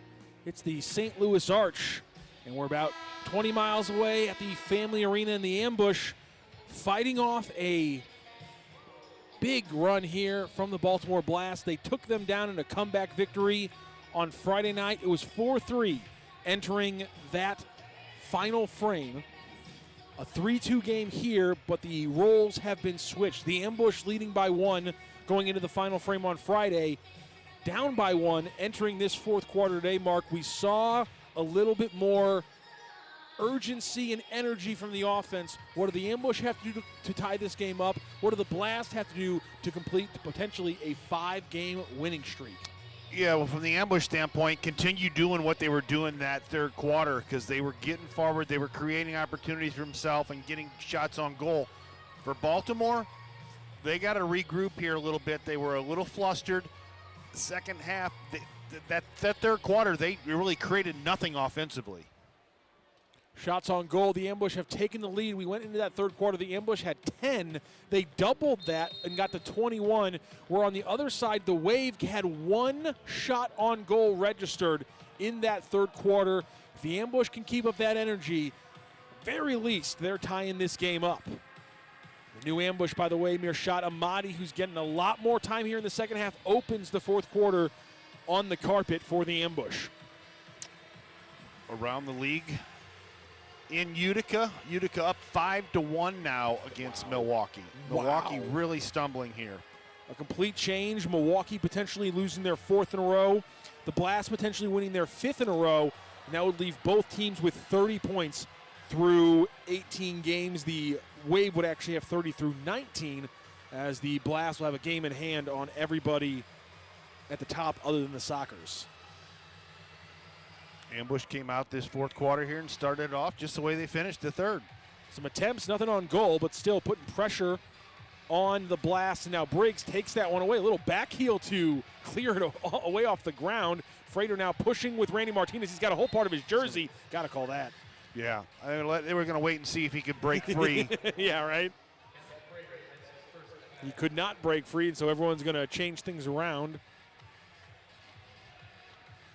This five-man group of the ambush keep rolling out here of Togba, Williamson, O'Keefe, Gates, and Yuri really has surprised me because they keep going to it, Mark, and it doesn't feel like it's providing that offensive punch they needed to. It's a great defensive group, a lot of effort, a lot of activity as Riley Yuri comes in on the header. Colin O'Keefe, it goes through the line! I will happily eat my words. Ambush tie this game at 3. The energy line comes in and gets a goal from Pure Energy. You can say it again if you want. If the ambush needs more goals, just let you call them out. Yeah, I'll doubt the lineups all day. I'll doubt the lineups all day long. Gates. I'm curious to see whether Baltimore is going to throw a flag here and argue that there could have been a foul on the keeper here. You certainly can, because Colin O'Keefe comes in and makes a genuine play on the ball. But unfortunately, as he's making a play on the ball, he definitely kicks Navarrete a little bit. So I'm surprised the only red on the field right now is a Blast jersey. Where's the challenge? Yeah, that might have been the opportunity, because if you take a good look at that, maybe there was something there that would help them out. But now we're 3-3, and the ambush are kind of on a roll here this last 10, 12 minutes. They put the energy line out there kind of like a fourth line in a hockey game, Mark.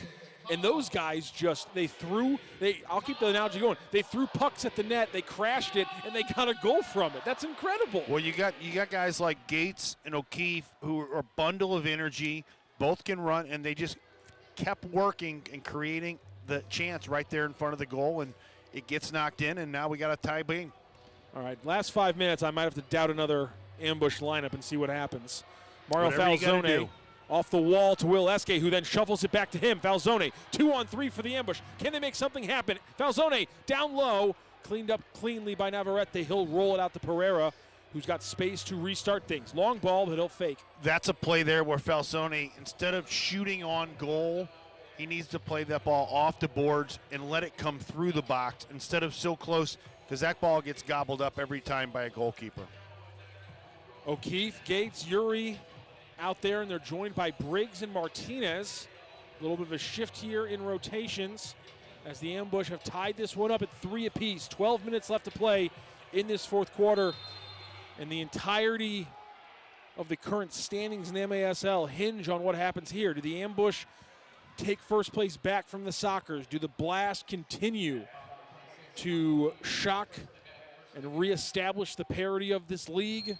So many things could be changed by tonight in this league, including Utica, bottom of the barrel, with a shocking 5-1 lead on Milwaukee, who have lost 3 straight coming into tonight. The MASL standings could get quite the makeover in this Friday and Sunday group of games. Well, and I think they're going to be made over again next weekend and the following weekend. This is going to be a great finish to this season of MASL soccer.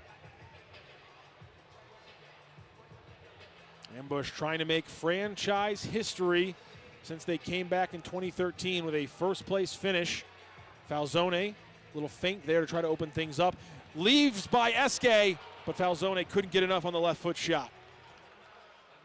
Great play setup. You're starting to see a few guys working well together. Eske, Falzone working together. Amadi, good job. Patience as a defender to clear up the wall. Now here goes Yuri. Yuri, he could make this a 2-on-2. Pereira trying to get defense back. Martinez for the ambush. Cuts back up the field and will go from transition into just a plain offensive possession here for the ambush. They will reset, but they're going to go. Gates, Yuri, too much on the pass. Yuri also wasn't moving the way he should have been. Yeah, I think Gates kind of caught Yuri off guard there. Wasn't expecting that ball to get poked to him. But Yuri can't be flat-footed in that part of the field when it's just him and Gates are the forward men. He can't get caught flat-footed like that. Well, and I think partly he stopped because he thought Gates was going to make that run, and if he takes a couple steps in, it clogs it up. He was trying to free that up for Gates, I think. Togba Trying to free up some space here. Lined up against Pereira, cuts inside, but number 22 is perfect as a defender today, and he continues his strong play. Really, Pereira has been so great as a defender, a facilitator, a field general, if you will, for the Blast this weekend. He's one of the best players in this league, and he's proved it. And he, from a leadership standpoint, but like you said, defensively, offensively, he's pointing things out. I mean, really is just a director out there on the field for this team. And that's what you want from one of your leaders. There's the chip in the air. Thompson tries to make something happen off the wall. Amadi, who was the guy on the 95 squad? Who was the one who was pointing the most? Who was the field general? Really, I mean, Daryl. Yep. It was our player coach, but we had so many veteran players that year. Guys, Kevin Hundelt, myself, Steve Maurer, Joe Reiniger. We had a special group that year, and we all got into a rhythm where we knew where everybody was going to be. Falzone thought he knew where Martinez was going to be, but a good defensive play by the Blast killed that little 1-2 for the two forwards. Yuri back on the carpet for the ambush. Martinez 1v1 with Frater. Yuri fakes it there, tries to turn Pereira around. SK 1v1, he's got Melo. And now it's Amadi. A lot of offensive firepower here for the ambush on the field. Togba half turn, settles it down to Yuri. Dummies it off the wall but couldn't make the play. Amadi crashes, and we'll have a little bit of a confrontation that'll cause the ball to ricochet backwards. Yuri has to do a little better getting a handle on the balls that are played in him. The balls that have been played into him deep, he's either fumbled a little bit, he's got to get a much better touch when they're played into him, because he can create problems up there. 3-3 tie, 8 minutes left to play in this game. Will we get an extra frame? Something the ambush and the Blast wouldn't hate. Nothing wrong with getting a point, but for them both, 3 points is the goal. Colin O'Keefe to Yuri. Yuri, Martinez puts it on a tee, tries to roll that one through, easily tapped away by the defender. Martinez, try number 2, guarded by Frater. It's about the 5th block Pereira's had back there, just casually knocking it aside. Yuri back foots it to Amadi. Amadi tries to beat 2 men. Step over in front of Pereira. He rolls it. Good job by Colin O'Keefe running in front of the tender, but not enough interference. O'Keefe rolls that one slow, but Alvarete's there. Yeah, O'Keefe didn't get a lot on that one. Got it directed to the corner, but just didn't have enough on it.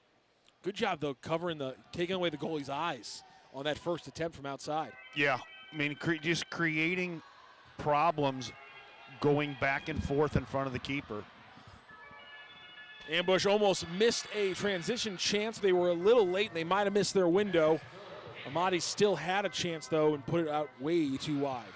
Ambush really taking control here, keeping the ball, getting changes when they need it, and just keep throwing line after line at Baltimore. They had 10 shots on goal in the first half. They have 10 alone here in the fourth. They will go from 10 to 21 to 30, so 9 here in the fourth. My apologies. My math's not great here for the soccer, not the math, as Falzone gets it off the wall, but there's no one there to play it. A perfect ball with no one there to play it. Good effort. SK was just a little late in getting there. Togba taken down by Welly. He'll head to the bench. It looked like he was going to head to the bench before the restart, but no, he'll take it. And the ambush take another shot at it. 6:18 left to play. 9 shots on goal in the fourth to 2 for the Blast. They have just 3 shots on goal for the entire second half as it stands. While you're taking control here, you got to make sure to keep control of the ball. You don't want to give up an odd man rush and give Baltimore an opportunity. Mark Moser on the broadcast here, talking about some old memories of the MPSL champions in 1995. We've got a game to get a final of on the other side. It's the Blast and the ambush knotted up at 3 here on MASL TV.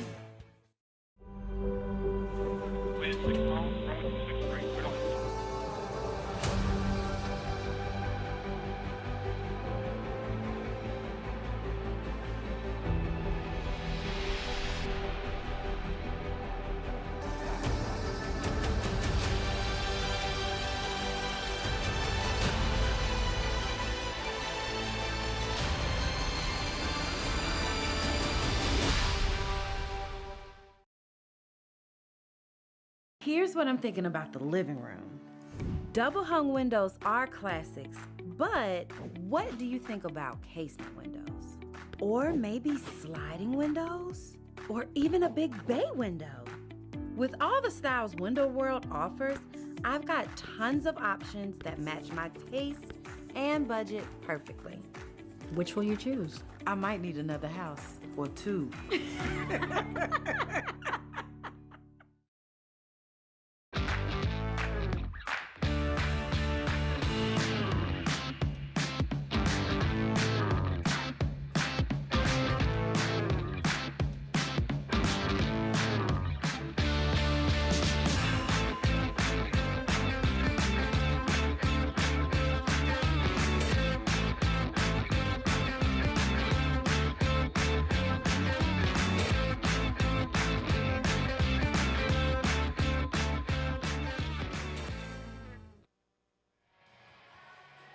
And we get a live look in here from Utica as they are leading the Milwaukee Wave, who at one point were leading this league 5-1. Kelvin has really punched up this Utica chance tonight, and down 5-1, you already saw a pink jersey on that blue turf because Milwaukee, realizing they need to score here, already has that six-man out. Yeah, that's a long time to have a six-man Yes. out, that's for sure. Long time for Milwaukee. They are, by my counts, positive with 6 attackers. The Milwaukee, oh, my apologies. They are actually the worst in the league, other than Tacoma. 6 attacker goals for, 8 attacker goals against. That's a -5 in 6 attacker plays.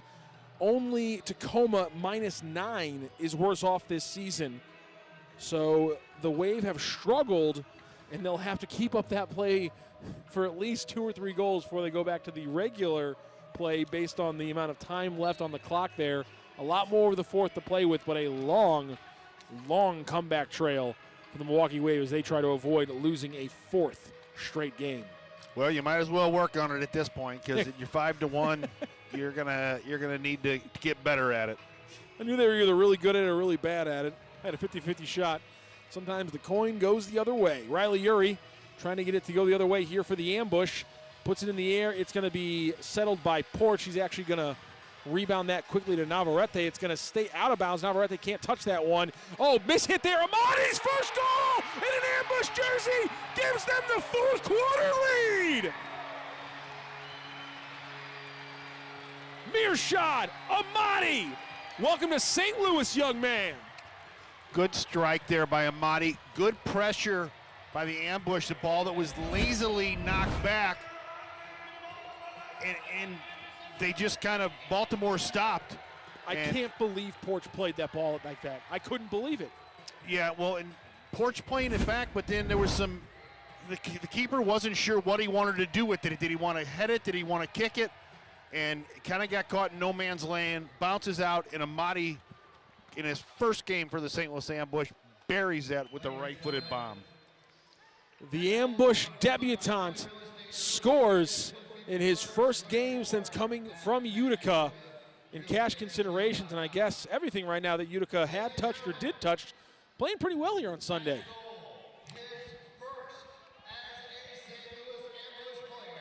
First goal for the ambush. Well done. Mearshad Amati gives the ambush a crucial 4-3 lead. We've got just under 5 minutes left in this game. If this stays the total, the ambush will take sole possession again of first place in the MASL with 36 points, but they will have a full game in hand, if not 2 at that point. The Sockers will have 2 games in hand, on the ambush. Ambush playing their 19th game right now. Sockers have just 17 through the schedule. Falzone trying to start this transition moment here. Give the ambush another goal, and that'll be cut down. Ambush will get a stoppage from just outside the yellow line as Sela, we called for that one. And that's one of the problems Gates can cause because of his speed. If he gets that little shimmy and gets past you, you're in trouble. So just a little quick foul there. Martinez, Esque, Amati, Williamson, and Falzone is the ambush lineup. To wide to Williamson. Then he works to the top to Eske. Falzone down in the box, guarded closely. It's going to be Falzone there. High kick. He took it off his own head. And the Blast will get it to Welly, who tries to get it across. But Falzone stepped in front of him, stops that one, and restarts it for the Ambush. The Ambush have really been all over Baltimore. I think Paulo's down in the goal in a hammock resting right now because he has not really seen a shot in a while. As he should. The man's 40. Falzone loses that one. Welly again trying to pick this one, and this one he does get off the wall. But again, the Ambush, to Mark's point, they seem like they are everywhere. There's 6 guys out there on the floor right now, it feels. Long ball to Williamson. He's able to handle that one. Nascimento on defense. He's able to head that one in to Navarrete. That's how you play a clearance off the head. Well, and I think when we came back from the half, we talked about what the Ambush needed to do, raise that energy level. They clearly have done that in the second part of the third quarter and the fourth quarter. They've outshot them on goal 20-3 in this second half. Completely different final frame here from the Ambush compared to Friday night. And a huge save from Paulo, our favorite, the Brazilian Rob Lowe. No shutout today, but still big moments coming up for Paulo. And Navarrete and the Blast want to talk this one over. We'll get a timeout on the field. 3:04 left to play in this game. Blast struggling to find anything offensively. They have 3 goals this game. They have 3 shots on goal in this half. And they now trail 4-3 with 3:04. Lots of those on the board to the St. Louis Ambush. Paulo and Coach Locker, a little bit of an issue here. I think here. what they're saying there is he's outside of the goal box to put his foot on the ball and call a timeout there. It's not something that can be done. I think that's what they're arguing. If he's in the box and steps on it, it's one thing, but he's outside. He's almost to the red line there, the yellow line. That is that an acceptable opportunity for him to call timeout there? Interesting here, in Alberti and Locker, you can see there, they're not going to stop. And a lot of communication here. I wonder if the officials are gonna go after the fact here and penalize the Blast for what was technically not a legal timeout call. Interesting wrinkle here. I thought we might get a conversation from the officials, but I suppose not. Well, I think we still might get a conversation about this and have a little clarity on exactly what transpired there. But Baltimore is going to go to their 6th attacker. Interesting situation. 3 minutes and only 1 goal difference. Are we seeing a Blast team that understands how important all 3 points are? Because you think, oh, you can score a goal in 3 minutes, but to score a goal and still have enough time to then get a win in regulation to get all 3 points, I wonder if that's what we're seeing from David Bascombe here is the reality of what 1 more point could really mean for you in this season. Well, and I think we talked to David before the game a little bit about, you clearly want to win every single game, but knowing you're coming into St. Louis, one of the top teams in the league right now, they got that. They were almost playing with house money in this game. But here he sees an opportunity to get themselves back in this game. He wants the 3 points in this game. They'll have to score 2 in 3 minutes, and so they've gone to the 6th attacker. That's going to be Melo. He's in the black jersey now, very different from the pink one. Thank you very much for changing the 6th jersey from Blast. We salute you from the broadcast. Sela, back to Melo. Pereira, active as usual. Melo, very different tacks that Pereira and Melo take. Melo, very well. Melo, Pereira, very active, twitchy, fast twitch from him. And they want... Well, the thing that Baltimore does in the 6th attacker on their power play, they keep the ball moving. It really never stops, which causes problems defensively.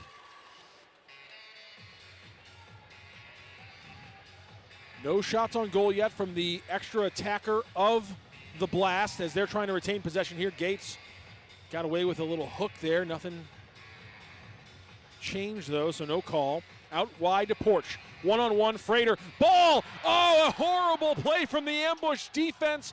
Goes the Blast way, and a bad Rob Williamson tip puts that one on a tee for the Blast, and an easy finish there past an out-of-position Paolo, and this game is knotted right back up at 4 apiece. Well, I think the other thing you have to, and I was just getting ready to say this, that with David Bascom, they were not creating offensive opportunities playing 5-on-5 this entire fourth quarter.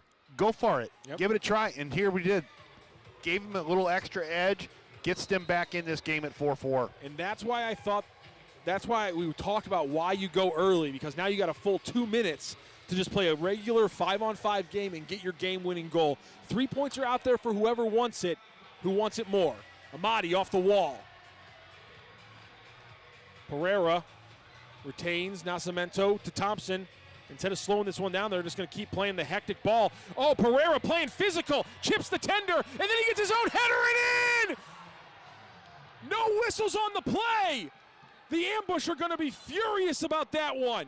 We've got red on the carpet, but we do have a scoreboard change. The Blast, as it stands, have just taken a 5-4 fourth quarter lead. Stop me if that sounds a little, unfortunately, familiar for ambush fans. I think this one might get called back with a little bit of a shoulder shove from Pereira. St. Louis is challenging for a foul before the goal. A lot of extracurriculars on that play, Mark. We'll see if we can break them down here alongside the officials, as probably can't start on this frame because the earlier contact of Pereira in the air is really going to be the first thing I think we look at.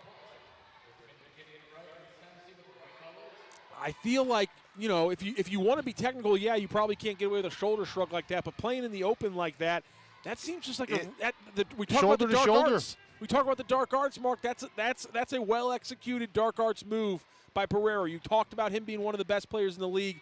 That's what stars do. They know where to find their angles. This goal's going to count. There it is. Wow, Pereira. Perfect shoulder bump to create the space over Briggs.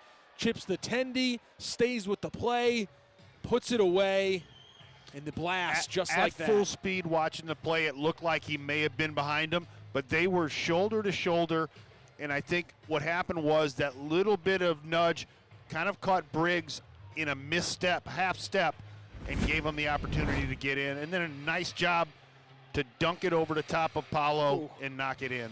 And the worst thing you can let it happen if you're a defender is letting it bounce. Briggs let it bounce, and Pereira took advantage of that. And the ambush now all of a sudden will have to pull out their own sixth attacker jersey. They need 3 points, although 1 point would put them back in first if they were able to take it to overtime. 5-4, the Blast lead again in the fourth quarter. Can the ambush change their fortunes late in a way they could not last time? Same situation, down 5-4, about a minute and a half or more of extra time with the sixth attacker. Torrealba too high. Torrealba got all of that one, just could not get over the top of it and keep it down. 2 days ago, when the ambush were sixth attacker, they played the entire time pretty much in the midfield. Almost no real attack with the sixth attacker. Can the ambush change that? We'll see. Over the top, Amadi off the wall. Ball's cleared. Eske has a chance here off his chest. Took a little bit too much on that touch off the header. Navarrete couldn't get it in off his fingertips. The ambush will retain.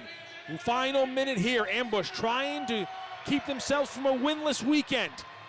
With 2 late leads, are they going to give them both up here? Nascimento tries to get it through. Off the line. Balzone can't get it going. We're going to get a penalty going against the ambush.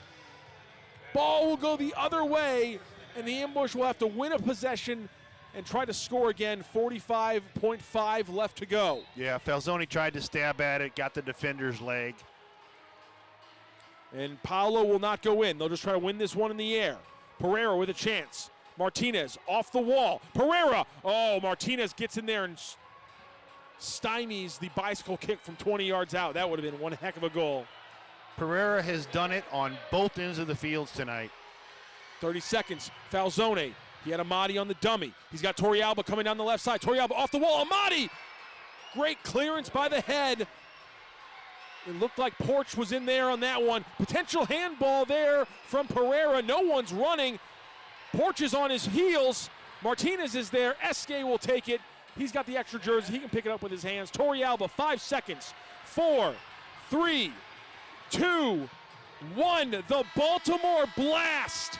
2 different fourth quarter comebacks. What an incredible weekend for David Bascombe and his group. 2 different goalies, 2 different games, 2 different comebacks, and 2 different wins. And the Baltimore Blast have 30 points through 18 games played, 5 straight wins, and their 8th win in regulation. That puts them right in contention with the Ambush, Comets, and Wave just behind the first place San Diego Sockers. Yeah, great job by Baltimore coming in here and stealing one Friday night late and then not playing well in the second half, but battling and battling and battling. This Baltimore team does not have any quit in it, and they are somebody to be reckoned with this year. And it's going to be a tough one for the Ambush because they had reserves in this game, and Baltimore had to go out with the exact same field players, a difference in goaltender, and the fact that they couldn't actually lean on them late to win this second game. It's got to be a big disappointment for Donnie Alberti, Locker, and the boys. Yeah, and I mean, great job by the Ambush in that second half to come battle back in this. And then it's going to be disappointing dropping both this weekend. And to give it up the way they did in both games late is really going to hurt. One of the best players this entire 2 games, former Ambush player Pat Thompson, is down with Angela to talk it all over. All right, I got Mr. Thompson down here. 2 games, 2 different goalies, 2 kind of comeback wins. What keeps your team keep pressuring, keep trying? Obviously, everybody wants to win, but that takes a little bit extra. Our structure. We got to believe in what Coach asks us to do, and we just got to keep showing up and doing it. Can't settle for anything less. Now, I know that you used to be on the Ambush team. When you come back to a team you used to play against, do you feel like you know some tricks of the trade here? I love it here. He loves it here. We like to hear that. What do you have to say about your team, these 2 back-to-back wins over the weekend, knocking you up a notch there on the road to playoffs? Credit to the Ambush. We knew it was going to be a tough weekend coming in here. And we couldn't settle for anything less than 3 points. And luckily for us, we got 6, but we knew it wasn't going to be easy. Ambush, hell of a season right now. And we got a mini party coming on over here. These guys are, oh, is it your birthday? It's his birthday. We got a birthday. We're celebrating. These guys are ready. They're having fun. It's the night and day difference because I've talked to him. They're thrilled. In just a minute, I'll talk to one of your Ambush players. Good luck next weekend. Thank you, guys. Hey, Ambush, hell of a season.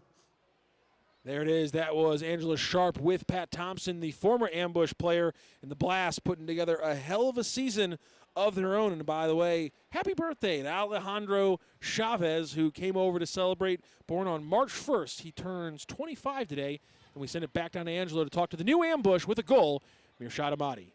Okay, Mr. Ahmadi, you got a goal today. You're new here. You got traded recently to the Ambush team. What's this Ambush team been like to be playing with for you? It's been a pleasure coming here, and all the players, once I got here, they were very welcoming, and I'm very excited to be here, trying to give it my all to win some games and hopefully bring a championship home for these amazing fans here. I mean, I know these fans like to hear it. You got a goal tonight. What has it been like to kind of join your chemistry and kind of find people to mesh with? Has it been pretty easy? It's been a little bit of both, pretty easy and a little hard, because they don't really know how I play yet, and I'm trying to fit in with them. This is their team, so I'm trying to get everything they do and trying to work in with them as much as I can. I've always wondered how that is for a player because you do have a certain style of play that you're used to, but the team has a different style of play, and you're going to kind of find the good, happy medium there. Yes, that is true, but we got to focus and see what the coach says to us, and I got to pay attention to everything he tells me, and whatever he tells me to do to fit in with the team, that's what I got to do. Now, obviously, this loss for the Ambush was kind of a heartbreaking loss. Just last 3 minutes, the other team scored 2 goals on you. What are you going to take from this game to make sure that same mistake doesn't happen next weekend? Pretty sure we're going to watch this game, and we're going to focus on all of our mistakes that we did and try to work on them and not let it happen again next game. Not let it happen again. Well, welcome to St. Louis. We're happy to have you here, and good luck next weekend. Thank you so much. Thank you. the extra attackers are getting work across the MASL. We'll tell you about another game that has changed big time in the final frame as the Blast close out 2 fourth-quarter comebacks on this weekend as they have shaken up the MASL standings. We'll talk about it more on the other side. It's the Blast 5, the Ambush 4, and final here from St. Louis on MASL TV.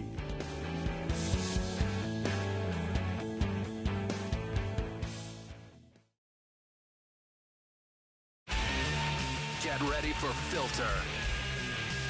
Live in concert with Finger 11.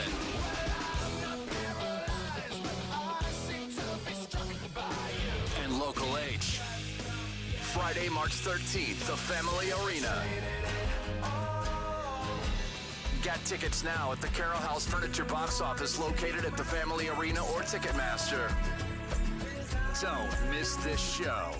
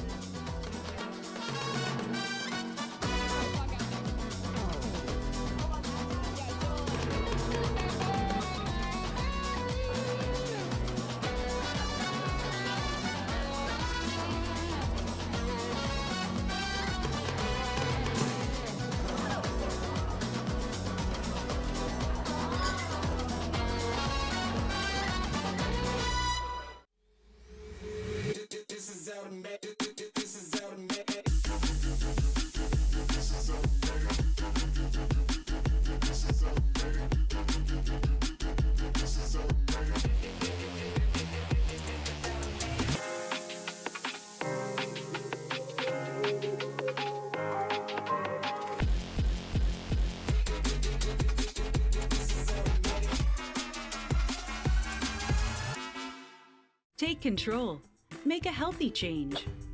Maintain a healthy weight. Exercise regularly. Don't smoke or use smokeless tobacco. Eat a healthy diet. Limit alcohol. Protect yourself from the sun and avoid tanning beds.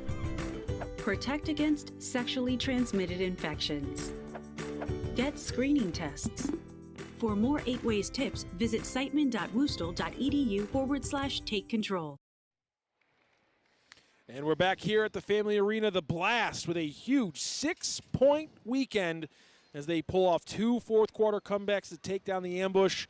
And partially today because of a big goal from the 6th attacker that tied the game up at 4 apiece. And they got that 5th goal to walk away winners of both games. Again, they have shaken up the standings, although maybe not completely shaken up because the 6th attacker has been active in Utica. It's a tie game. It was 5-1 with 11 minutes left in the fourth quarter. They now have 4 minutes to go, and apparently Milwaukee has scored 4 unanswered to tie things up in Utica. Not what you wanted to see if you're Baltimore. You're never out of it in this game. You can create opportunities, and goals can come in bunches. And we talked about Milwaukee, a team that has not done well with the 6th attacker. Well, their percentage just shot up. They were -5. I guess now they're only -1. An incredible run by the Milwaukee Wave. You can tune in to MASL TV and catch the final of that game. We got a great group of fans here who stuck out a rough one for the Ambush. A lot of great fans in the building on Friday and Saturday and Sunday night. Great stuff going on today. We had Family Day for the players, Star Wars night. We even had a pet adoption event going on in the concourse. We also had plenty of goals throughout this game as well. Ambush did get 1 power play goal early. We'll talk about the problem there later as Falzone got on the board, but Frater had a fantastic game for the Blast, and he started early with that goal. Pereira, what a beauty. 3 long-range goals across the weekend for the Blast, and they needed all 3 of them. Huge plays from their offense. Wide play there from Gates. A lot of the shots from the Ambush just couldn't find their mark. Silla found his mark there for the lead by the Blast. They continued play there. Falzone draw them back in. Fourth quarter, Ambush were down 1. They fought through. They tied this one up. Colin O'Keefe with the effort play made things 3-3 apiece. Ambush felt pretty good about this one. They got the defensive miscue and the debut goal for Amadi. We're all feeling good. Ambush are leading 4-3. but then the extra attacker, the mistake by Rob Williamson, the game's tied back up at 4, and these teams really wanted all 3 points, and that's what Pereira did. That extra effort in the one-on-one play really gave the Blast that final bit they needed. You saw there, outshot by the ambush by 7. It does not matter. The Baltimore Blast win both these games by a score of 5-4. Yeah, and this is a huge boost for Baltimore, a team that came in here hot already, but to come into St. Louis and get 2 late-game victories really sends them home feeling good about themselves and their prospects in this league. The Blast were outshot by the ambush 21-7. And yet they ended up outscoring or scoring as many as the ambush, 3-2 or 3-3 on that one.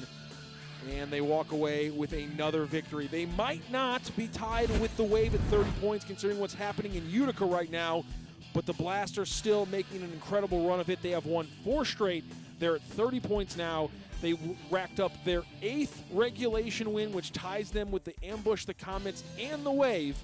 Top 5 have really made it a game here in the MASL. Strikers not far out either. They could change this standings as well. We will have more MASL coming up again. You can find the end of that Milwaukee-Utica game. Just a few minutes left, and you can watch how much the standings will change there. 1 minute left to go. We might just get 1 point for one of these teams. It might go to extra time. We will see here. It's MASL TV. This is going to be the wrap-up of the Baltimore Blast and the St. Louis Ambush. Go over there and check out the final minute of that thrilling Utica game.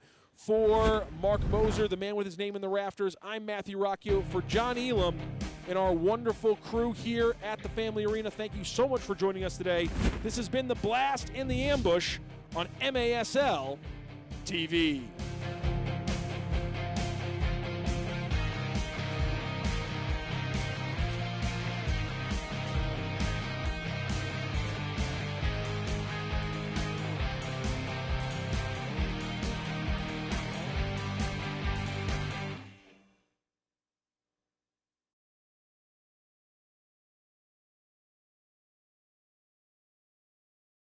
Here's what I'm thinking about the living room. Double hung windows are classics, but what do you think about casement windows? Or maybe sliding windows? Or even a big bay window? With all the styles Window World offers, I've got tons of options that match my taste and budget perfectly. Which will you choose? I might need another house or 2.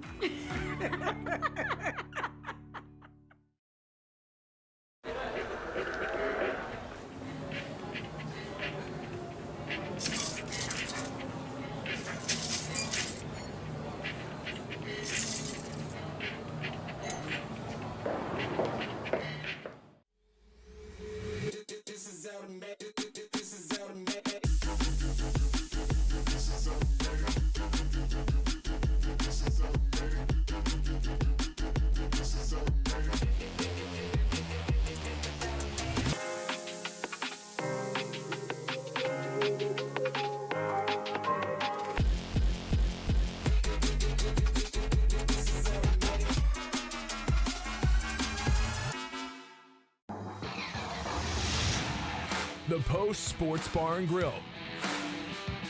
Use promo code AMBUSH online for a buy one, get one free cheesesteak. The Post Sports Bar and Grill. Stay posted. At St. Luke's Heart and Vascular Institute, we understand that care is more than treatment. It's about living your best life. We're nationally recognized as a top heart care provider in the area, and our proud alliance with Cleveland Clinic's Heart, Vascular, and Thoracic Institute enables St. Luke's to take on the most challenging cases for the highest level of outcomes in St. Louis. St. Luke's Heart and Vascular Institute, a beat above the rest for a life beyond expectations. For a first diagnosis or a second opinion, make an appointment today.